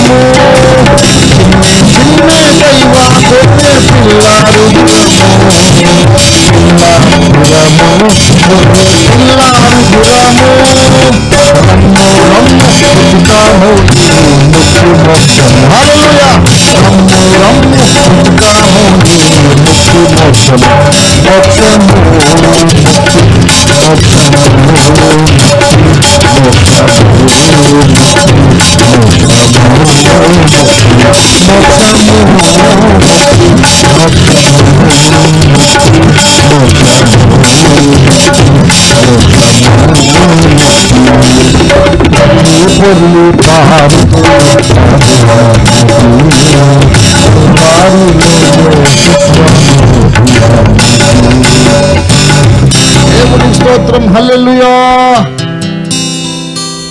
ఇది సువార్త. This is the gospel. This is the message of the Holi Bible for the whole man kind. సకల మానవ కోటికి బైబిల్ ఇచ్చే సందేశం ఏంటో తెలుసా? ఒక చెంప కొడితే ఇంకో చెంప తిప్పమని కాదు. అరే వాడొక తెలివి తక్కువ. ఎవడో మాట చెప్పింది. ఒక చెంప కొడితే ఇంకోటి తిప్పమని ఏసై చెప్పనే లేదు అసలు. ప్రసంగ వేదికల మీద 190 మంది తలకాలేని వాళ్ళే ఉన్నారు. ఇక అంతా అయిపోయింది. 42 సంవత్సరాల సేవ. అందరికీ నేనంటే ఇష్టం లేదు. ఇంకెంతసేపు వాడిని మూతి నాకాలి నేను? చాలా పూట తిరుగుతా తింగరోడ. నిన్ను నేను మెచ్చుకునేది ఏంది? అందరిని తీసి ఈసడించి ఏసునామంలో అని ఈసడించి పారేస్తున్నాం. ఒక చెంప కొడితే చెంప తిప్పమని చెప్పలేదు ఆయన. సరే చదవరు. కుడి చెంప మీద కొడితే ఎడమ చెంప తిప్పమన్నాడు. ఇది ఎవడైనా కుడి చెంప మీద కొట్టాలంటే వాడు ఎడమ చేతి వాటమోడై ఉండాలి. మామూలు కుడి చేయి వాటం కదా. కుడి చేయి వాటం ఉన్నోడు కొడితే ఏ చెంప తగులుతుంది? అప్పుడు ఏసే మాట నెరవేరదు. కుడి చెయ్యోడు కొడితే ఎడమ చెంపకు తగులుతుంది. కుడి చెంప మీద కొట్టాలంటే వీడు ఎడమ చేయితో కొడితే వాడికి తగులుతుంది. నేను ఎడమ చేయి వాటం. నేను కొట్టగలను కుడి చెంప మీద. మామూలు వాళ్ళు కొట్టలేరు. మామూలు కొడితే కుడి వదిలేసి ఎడమకు తగులుతుంది కనుక తిప్పడానికి ఇంకో చెంప లేదు కనుక ఇంకో చెంప ఎవడికి ఉందంటే వాడికే ఉంది ఇంకో చెంప. కాబట్టి మేము అక్కడ పగలు కొడతాం. వాడిని ఇక్కడ కొడతాం. వాడు నన్ను ఇక్కడ కొడితే వాడి ముఖం నేను పగలు కొడతా. మీరు భోజనం చేసినా, పానం చేసినా, ఏమి చేసినా యేసు నామములో చేయడం. ఈ చెంపలు పగలగొట్టేది కూడా మేము యేసు నామంలోనే చేస్తాం. యేసయ్య చాలా అనంత జ్ఞాని. తిక్కలోళ్ళు ఏమనుకుంటున్నారంటే ఆయనకేం తెలుసులే, మాలమాదికల దేవుడు అనుకుంటున్నారు. కులం తక్కువ దేవుడు, చదువు తక్కువ దేవుడు అనుకుంటున్నారు. ఆయన ఎంత జ్ఞాని. కుడి చెంప మీద కొడితే ఇంకో చెంప, ఎడమ చెంప తిప్పమనే మాట నెరవేరే అవకాశాలే బహు తక్కువ. ఎవడు కొట్టిన ఎడమ చెంప మీద కొడతాడు. మనుషులందరినీ కుడి చేతి వాటం గల వాళ్ళగా చేసిన సృష్టికర్త యేసయ్య. అందుకే ఆయనకు తెలుసు మనుషులందరినీ సృష్టించిన దేవుడు యేసయ్య. మనుషుల్లో అధిక భాగం ఎవరు ఉంటారు? కుడి చేయి వాటం వాళ్ళు ఉంటారు. ఈ కుడి చేయి కొడితే ఎక్కడ తగులుతుంది? ఎడమ చెంపకు తగులుతుంది. అసలు ఇంతకు అసలు బైబిల్లో ఉన్న సందేశం అది కాదు. బైబిల్ సందేశం సర్వ మానవ కోటి ఏంటంటే ఈ చెంపలు పగలు కొట్టించుకోమనే సందేశం కాదు. క్రిస్మస్ రాగానే రాజకీయ నాయకులు అందరూ సువార్త చెబుతుంటారు. యేసుప్రభు బోధలు మనం అనుకరించడమే మన దేశ అభివృద్ధికి ఏకైక సాధన. మనందరూ యేసుప్రభు బోధలు అనుకరిస్తే మనకు సమాజంలో శాంతి ఉంటుంది. ఏంట్రా మరి అనుకరించమని నేను చెప్తాను. ఏంటి చెప్పి నీకు తెలిసింది యేసయ్య బోధ? అదే ఒక చెంప కొడితే చెంప తిప్పి మనం ఇప్పుడు కొడతా తిప్పు, మరి దేశం బాగుపడుద్దుగా. నువ్వు నా చెంప నేను నీ చెంప కొట్టుకుంటే దేశం బాగుపడుతుందా? ఏంటి తెలియలేని మాటలు. సర్వమానవ కోటికి బైబిల్ సందేశం ఏంటంటే చెంపలు పగలు కొట్టించుకోవడం కాదు. సర్వమానవ కోటికి బైబిల్ సందేశం ఏంటంటే రక్తము చిందించకుండా పాపక్షమాపణ కలుగదు. ఆ రక్తము జంతు రక్తము కాదు, అక్షయమైన జీవము గల దైవ రక్తం కావాలి. ఇది ధర్మశాస్త్ర సారము. అక్షయ జీవము, నాశనము లేని జీవం గల దైవ రక్తం కార్చడానికి దేవుడే మనిషి కావలసి వచ్చింది. గనక ఇప్పుడు తన పరిశుద్ధ రక్తము కార్చుటకు మనిషి అయిన దేవుని పేరు యేసుక్రీస్తు. గనక యేసును నమ్ముకుంటే నీకు రక్షణ గ్యారంటీ. యేసును నమ్మకుండా ఇంకా ఏ బస్ ఎక్కినా నీకు అగ్నిగుండం గ్యారంటీ. ఇది బైబిల్ సందేశం. ఇది బైబిల్ సందేశం. ధైర్యం ఉంటే సేవకులందరూ ఇది చెప్పమన్నాడు. ఇప్పుడు సువార్త ఎలా చెబుతారంటే మా గుడికి రండి మీ కష్టాలన్నీ పోతాయట. తెలుగు తక్కువ పెద్ద. నీ గుడికి వస్తే కష్టాలు పోడేవేంట్రా? యేసయ్య దగ్గరికి వస్తే పోతాయి. మోక్ష మార్గం నువ్వా యేసయ్యా? మేము అలా చెప్పం. మా గుడికి రండి మీ కష్టాలు పోతే, మా గుడికి రండి బోలు డబ్బులు వస్తాయి అని మేము చెప్పం. యేసు దగ్గరికి రండి. రక్షకుడు యేసు, స్వస్థపరచువాడు యేసు, ఆశీర్వదించేవాడు యేసు, నరకాగ్నిగుండం తప్పించేవాడు యేసు. మతంలోకి రాకండి, యేసుని మీ హృదయంలోకి చేర్చుకోండి. దేవునికి స్తోత్రం కలిగిన గాక. హల్లెలూయా. ఇది దేవుడు చేస్తున్న కార్యం. భూమి మీద దేవుడు చేస్తున్న కార్యం. ఏం చేస్తున్నాడు ఆయన? పాపులను రక్షించుటకు యేసుక్రీస్తు భూమి మీదికి వచ్చాడు. 1 తిమోతి పత్రిక 1వ అధ్యాయం 15వ వచనం. పాపులను రక్షించుటకు క్రీస్తు యేసు లోకమునకు వచ్చారన్నమాట నమ్మదగినది, పూర్ణాంగీకారమునకు యోగ్యమైనది. పాపులను నరకము నుండి రక్షించుటకు అందుకే యేసు వచ్చాడు. ఇది దైవ కార్యం. ఆ దైవ కార్యములో మేము జత పనివారం.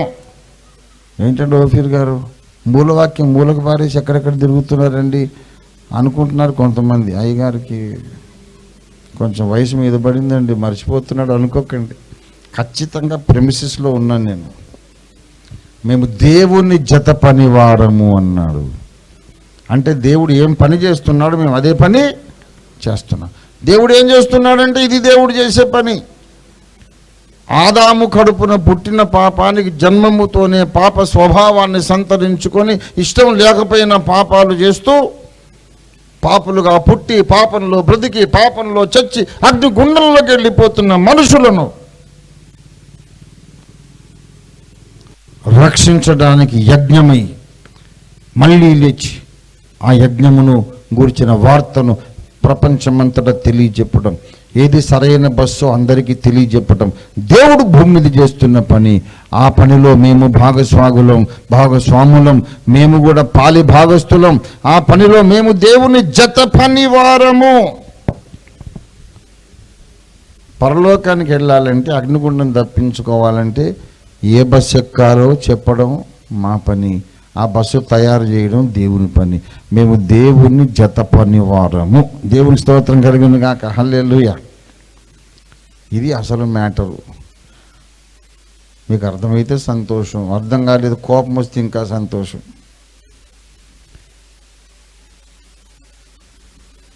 నా మీద దండలు వేసిన సంతోషం, రాళ్ళు వేసిన సంతోషం. నా పని నేను చేసేసాను. నేను దేవుని జత పనివాడిని. మనుషులను పరలోకానికి తీసుకెళ్ళే మార్గాన్ని సిద్ధం చేసిన వాడు దేవుడు. ఆ మార్గం ఏంటో అందరికి చెప్పే పని మనకు అప్పచెప్పాడు. ఆ పని మనం చేస్తూ జీవిద్దాం. దేవుని జత పని వారిగా జీవిస్తే, దేవుని బాధ్యత మనం పంచుకొని జీవిస్తే, రేపు దేవుడు తన సింహాసనాన్ని మనతో పంచుకుంటాడు. దేవుని స్తోత్రం కలుగును గాక. దేవుడు తన మహిమను మనతో పంచుకుంటాడు. ఇంకా చాలా చెప్పాలి. ప్రసంగం ఇప్పుడే మొదలైంది, కానీ ఏం చేయను. ఇప్పుడు అర్ధరాత్రి అయిపోయి 12 అయిందా, ఆగుతుందా? అజయ్ బాబుకి మెసేజ్ పెట్టాను. అజయ్ బాబు వింటుంటాడు బహుశా. మిడ్ నైట్ ప్రేయర్ ఇంకా ఇంతే సంగతులు. ఈ ప్రసంగమే మిడ్ నైట్ ప్రేయర్ ప్రసంగం అనుకొని సకల క్రైస్తవ ప్రజలు కూడా దేవుని జత పనివారు కావాలని ప్రార్థన చేయమని అర్ధరాత్రి ప్రార్థన పోరాట యోధులకు కూడా ఇదే విన్నపం ఇస్తున్నాను. దీని కొరకే ప్రార్థన చేయండి. చాలామంది మనుషులను సంపాదించి, ఆత్మలను సంపాదించి సంఘాలు కట్టే పనిలో లేరు. ఆత్మలను సంపాదించేవాడు వీడు మంచోడు కాదని చెప్పే పనిలో ఉన్నారు. దయచేసి ఆ పొరపాటు ఎవరు చేయకండి. నిజంగా మంచోడు కాకపోయినా అది నీ పని కాదు.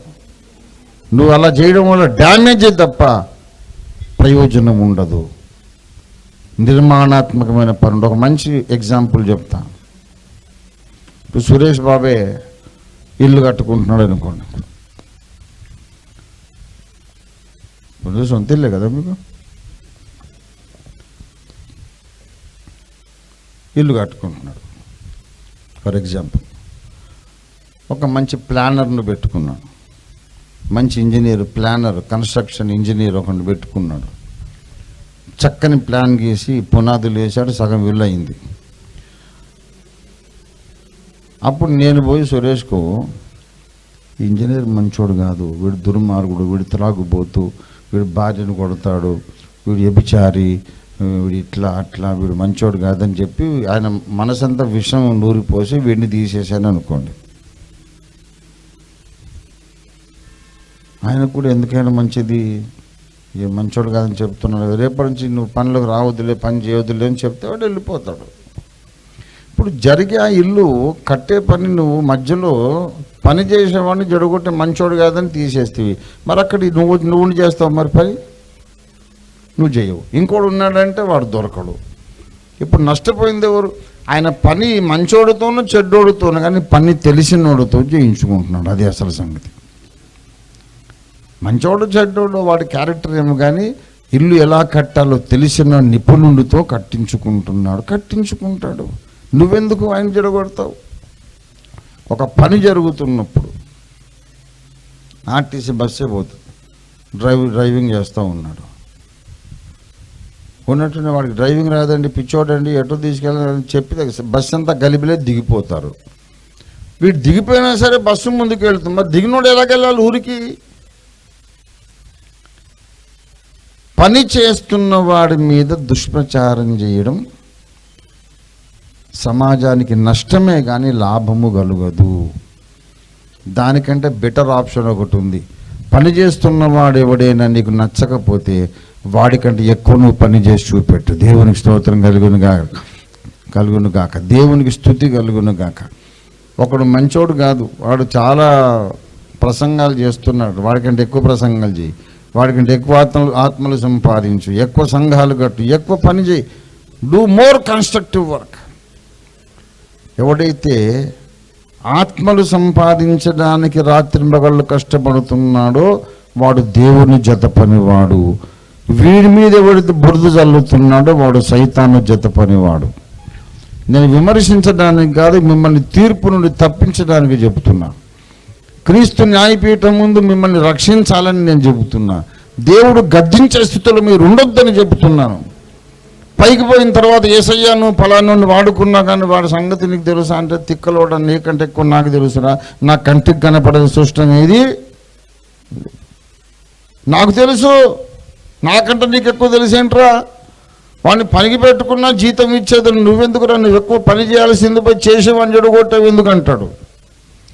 ప్రతి క్రైస్తవుడు జ్ఞానం తెచ్చుకోండి. దేవుని జత పని వారిని మీరు కెలకొద్దు, మీరు పాడు చేయొద్దు, బురద చల్లొద్దు. చేతనైతే వాళ్ళకంటే ఎక్కువ పని చేయండి, లేకపోతే నోరు మూసుకొని ఉన్నది తిని పడుకోండి. అంతేగాని నెగటివ్ పబ్లిసిటీ వల్ల సైతానుకు లాభము, దేవుని సమాజానికి నష్టం. Negative publicity comes from the devil. Don't be a co worker of the devil, don't be co labourer of the devil. మేము దేవుని జత పనివాడిని. నేను దేవుని జత పనివాడిని, నేను దేవుని జత పనివాడిని. నాకు ఒకటే రాత్రింబగళ్ళు ఒక్కటే భారం, యేసుక్రీస్తు ఒక్కడే ఎందుకు రక్షకుడు, మిగతా మార్గాలు ఎందుకు పనిచేయవు, మిగతా మార్గాలు ఎందుకు పరలోకానికి తీసుకెళ్ళవు, ఇది ఒక్కటే ఎందుకు మార్గం అని లాజికల్గా అందరికి అర్థమయ్యేటట్టు చెప్పాలి. దీని కొరకు నా బ్రతుకు అంకితం చేశాను. అంతేగాని ఫలానా వాడు మంచోడు కాదు, వీడు మంచోడు కాదని, ఎవడు మంచోడు కాదు, యేసయ్య ఒకటి మంచోడు. దేవుని స్తోత్రం కలుగును గాక. మనిషి మంచోడు కాదని చెప్పడం సువార్త కాదు, యేసయ్య మంచోడని చెప్పడం సువార్త. దేవునికి స్తోత్రం కలుగును గాక. యేసు నీతిమంతుడు, యేసు రక్షకుడు, ఆయన మాత్రమే మన నీతికి ఆధారము. భాగ్యమని ఆఖరి మాట పరిశుద్ధాత్మ చెప్పమంటున్నాడు, చెబుతున్నా. దేవుని జత పనివాడు అనే పదవి నుండి జారిపోయి డ్యామేజ్ చేసే సైతాను జత పనివాడనే పదవిలోకి ఎందుకు జారిపోతారో తెలుసా? అందరూ సకల జనులు చెవులు తెరుచుకొని చిత్తగించండి, వినండి. దేవుని జత పనివాడు అనే ఉన్నతమైన పని నుండి జారిపోయి సైతాను జత పనివాడు ఎందుకు మారుతాడు తెలుసా?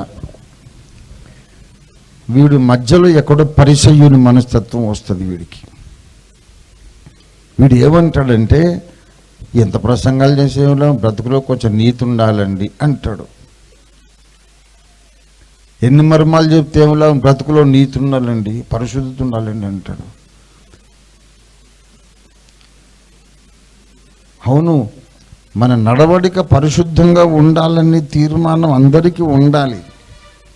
కానీ మన సందేశం అది కాదు.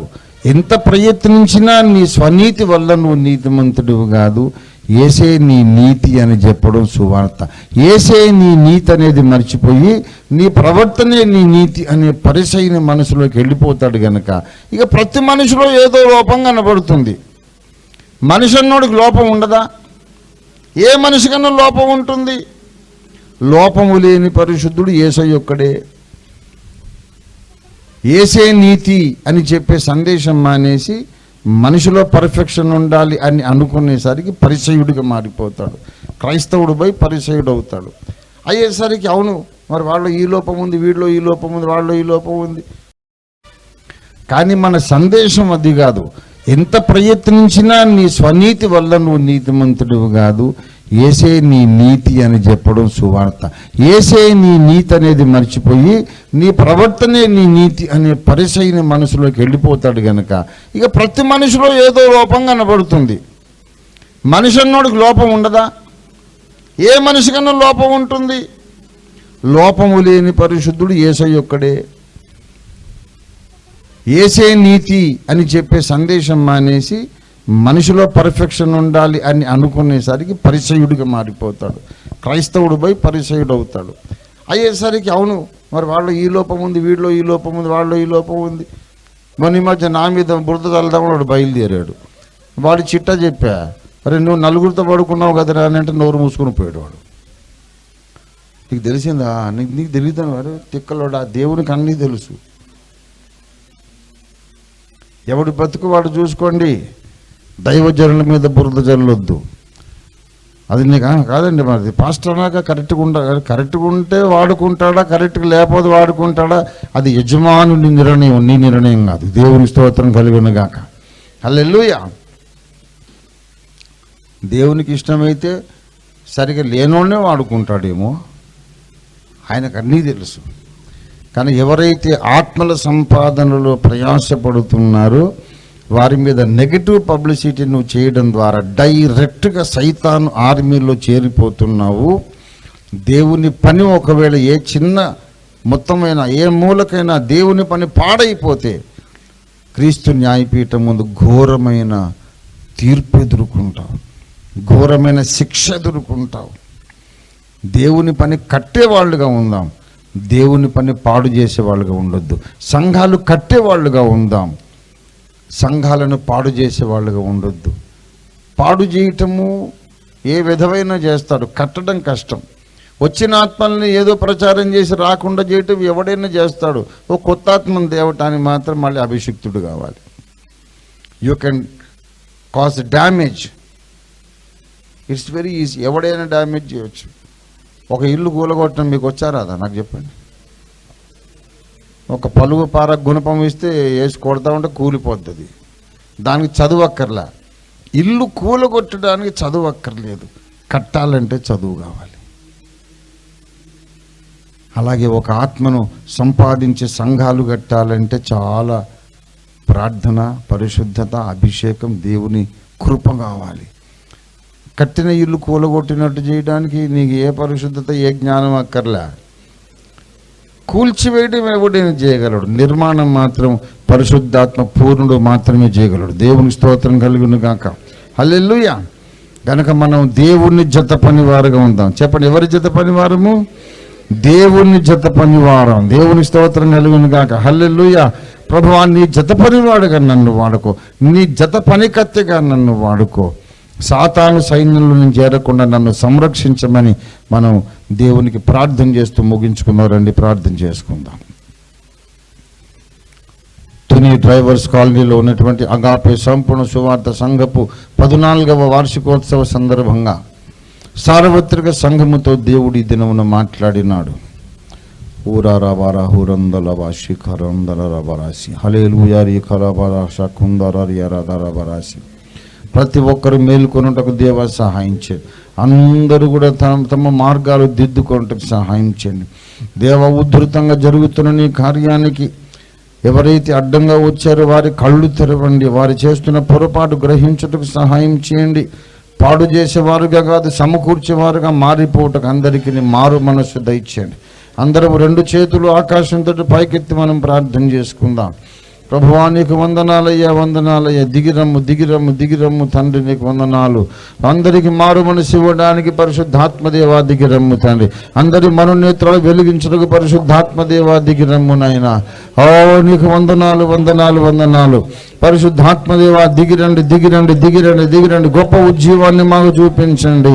ప్రభువానికి వందనాలు. ప్రపంచమంతటా ఉన్నటువంటి సకల క్రైస్తవ సంఘములలోని, సకల క్రైస్తవుల సంఘములలోని ప్రతి క్రైస్తవ విశ్వాసితో మీరు మాట్లాడారు. అందరితో ఇంకనూ మాట్లాడండి. అందరి కళ్ళు తెరవండి. నేను చేసేది డ్యామేజియా, నిర్మాణమా అని అందరూ సుపరీక్ష చేసుకుని తెలుసుకున్నటకు, తమను తాము సరిచూసుకున్నటకు సహాయం చేయండి. సైతాన్ యొక్క సకల కుతంత్రములు యేసునామములో గద్దించి బంధించి పారద్రోలుతున్నాము తండ్రి. సంఘములన్నీ కట్టబడును గాక. సకల డినామినేషన్ల స్థానిక సంఘములన్నీ ఆశీర్వదింపబడును గాక. ప్రతి స్థానిక సంఘంలో ప్రతి విశ్వాసి తిమోతిగా, తీతుగా, ఎపఫ్రాగా, అకులుగా, ప్రిస్కిల్లగా మారుదురు గాక. ఓ వ్యతిరేకమైన శక్తులను యేసునామములో నశించును గాక, పారిపోవును గాక. ఓ రక రాబరాశి ఖరందల రాబరాశి. హల్లెలూయా, హల్లెలూయా, హల్లెలూయా, హల్లెలూయా. యేసయ్యా, నీకు వందనాలు, వందనాలు, వందనాలు, వందనాలు, వందనాలు, వందనాలు. ప్రభువా, నీకు వందనాలు. అంతటను అందరూ మారు మనసు పొందాలని దేవుడు మనుషులకు ఆజ్ఞాపిస్తున్నాడు. దైవజనమా, మారు మనస్సు పొందు. క్రైస్తవులారా, మారు మనసు పొందండి. క్రైస్తవ సంఘ పెద్దలారా, నాయకులారా, మారు మనసు పొందండి. యేసే నీతి అనే సందేశంలో నుండి యేసును ప్రకటించినందుకు నాలో ఇంత నీతి ఉండాలని కొలతలు మొదలు పెట్టావనుకో, నువ్వు పరిసయుడు అయిపోతావు. ఎవరి లెక్క వాళ్ళు దేవునికి చెప్పుకుంటారు. ఇతరుల లెక్క నువ్వు చూసే ప్రయత్నం చేయొద్దు. Don't try to give somebody else's account. ప్రతి ఒక్కడు తన గురించి తాను లెక్క చెప్పుకుంటాడు. సంఘములలో డ్యామేజ్ చేస్తున్న ప్రతి ఒక్కరూ మారు మనసు పొందమని పరిశుద్ధాత్మ దేవుడు పిలుపునిస్తున్నాడు. నువ్వు మారు మనసు పొందినట్లయితే శిక్షను తప్పించుకుంటావని దేవుడు నీకు వాగ్దానం చేస్తున్నాడు. నువ్వు మారు మనసు పొందితే, నీ చెడు మార్గాలు మానుకుంటే నిత్యత్వంలో నీవు శిక్ష తప్పించుకుంటావని ప్రభువు మాట్లాడుతున్నాడు. తండ్రిని చూడాలని, తండ్రి చిత్తం చేయాలని నా ఆశయ్యా. తండ్రిని చూడాలని, తండ్రి చిత్తం చేయాలని నా ఆశయ్యా. నారు తండ్రి చిత్తం చేయుటకు పంపబడిన వారా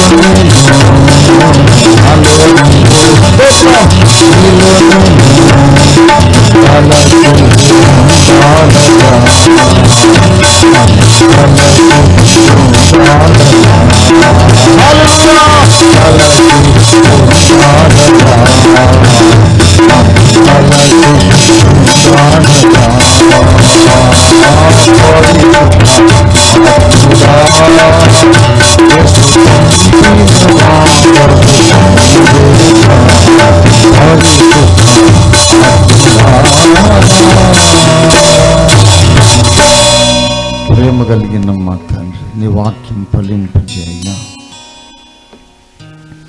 మేము ఎలా బ్రతికినా రేపైతే నీ న్యాయపీఠం ముందు మేము నిలబడాలి. ప్రతి ఒక్కరిని నిలదీసి నువ్వు ప్రశ్నిస్తావు. మేము చేసిన సంగతులన్నీ మా ముందు వరుసగా ఉంచి గద్దిస్తావు.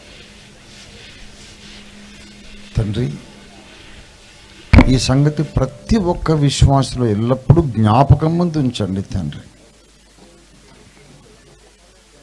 అసలు సిసలైన దేవుణ్ణి జతపనివారుగా, జతపనికత్తెలుగా, దేవుని పొలంలో దేవునితో కలిసి పనిచేసేవారుగా ప్రతి క్రైస్తవ విశ్వాసిని మలచమని మార్చమని ప్రార్థిస్తున్నాం. సైతాను సేవకులుగా, సైతాను సహచరులుగా, సైతాను సహకారులుగా, సైతాను జతపని వాళ్ళుగా ఎవ్వరు ఏ ఒక్కరూ ఉండకుండా అందరికీ మారు మనస్సు, జ్ఞాన మనస్సు దయచేయమని ఈ స్థానిక సంఘం 14వ వార్షికోత్సవం జరుపుకుంటున్న ఈ ధన్య సంఘములో నుండి కొన్ని వేల మంది దేవుని జతపని వారు లేచుటకు మీరు సహాయము చేయమని, పరిశుద్ధాత్మను కుమ్మరించమని, నీ దీవెనతో మమ్మల్ని పంపించమని యేసు పరిశుద్ధ నామములో స్తుతించి ప్రార్థిస్తున్నాం తండ్రి. మన తండ్రి అయిన దేవాది దేవుని శాశ్వత ప్రేమయు, సర్వజగత రక్షకుడిని యేసునాథుని అనంత కృపయు, పరిశుద్ధాత్మ దేవుని తోడి దివ్య మనోహర సహవాసమును చేరి వచ్చిన మనకందరకును భూలోకమందున సకల భక్త కోటికిని, మరి ప్రత్యేకంగా తుని డ్రైవర్స్ కాలనీలో ఉన్నటువంటి 14వ వార్షికోత్సవం జరుపుకుంటున్నటువంటి అగాపే సంపూర్ణ సువార్త సహవాస స్థానిక సంఘమునకు భూలోకమంతటా ఉన్న సకల భక్త కోటికి సదాకాలము తోడై ఉండి ప్రతి ఒక్కరిని దేవుని చేత పని వారుగా సిద్ధపరచునుగాక. ఆమేన్, ఆమేన్, ఆమేన్.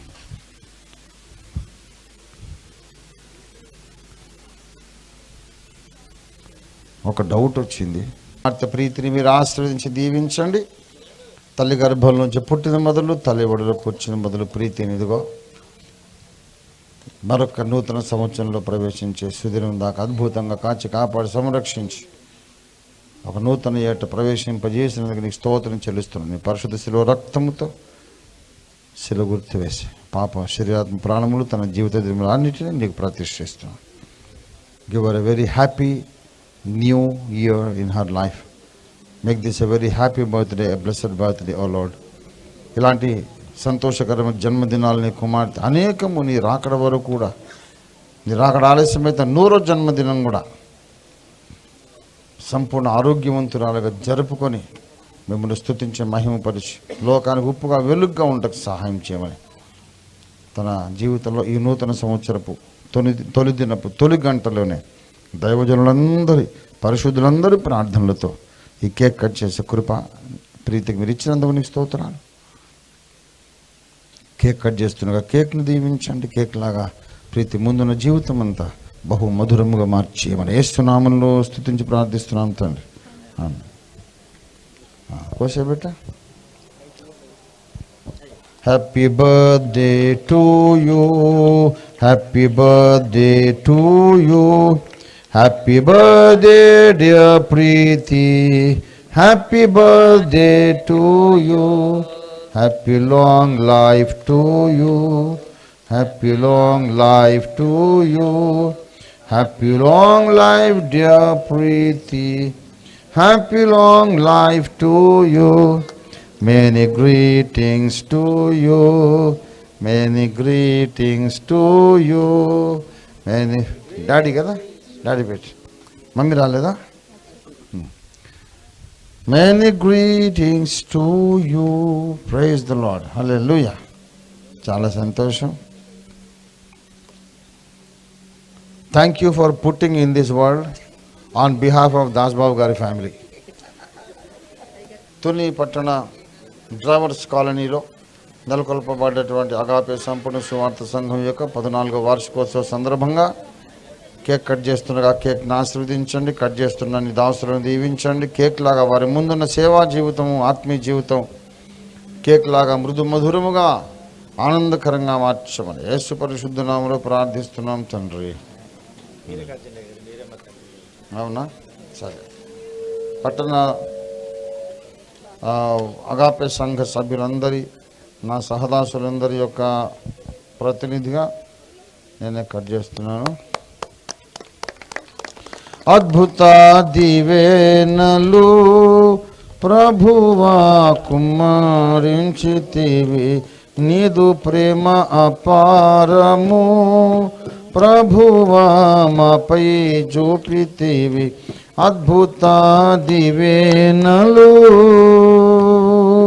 నూతన జన్మ వలన ఆశీర్వాదములు దొరికే, శాపమును దూరపరచి, శాపమును దూరపరచి, సర్వంబు క్రొత్త చేసే అద్భుత దివేనలు ప్రభువా కుమారించితివి, నీదు ప్రేమ అపారము ప్రభువా మాపై చూపితివి.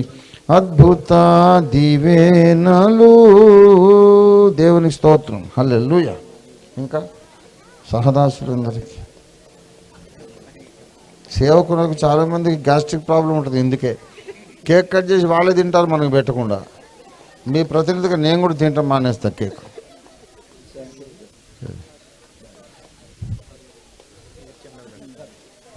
వద్దు వద్దయ్యా బాబు, నేను పచ్చం కదా.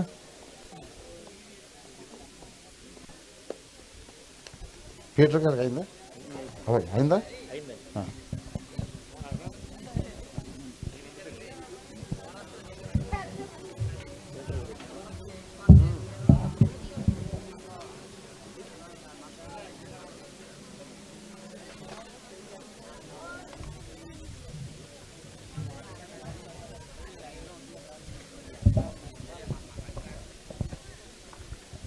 కేక్ కటింగ్ చేసినందుకు మీరందరూ మమ్మల్ని క్షమించండి. 15వ వార్షికోత్సవానికి మేక కటింగ్ ట్రై చేద్దాం.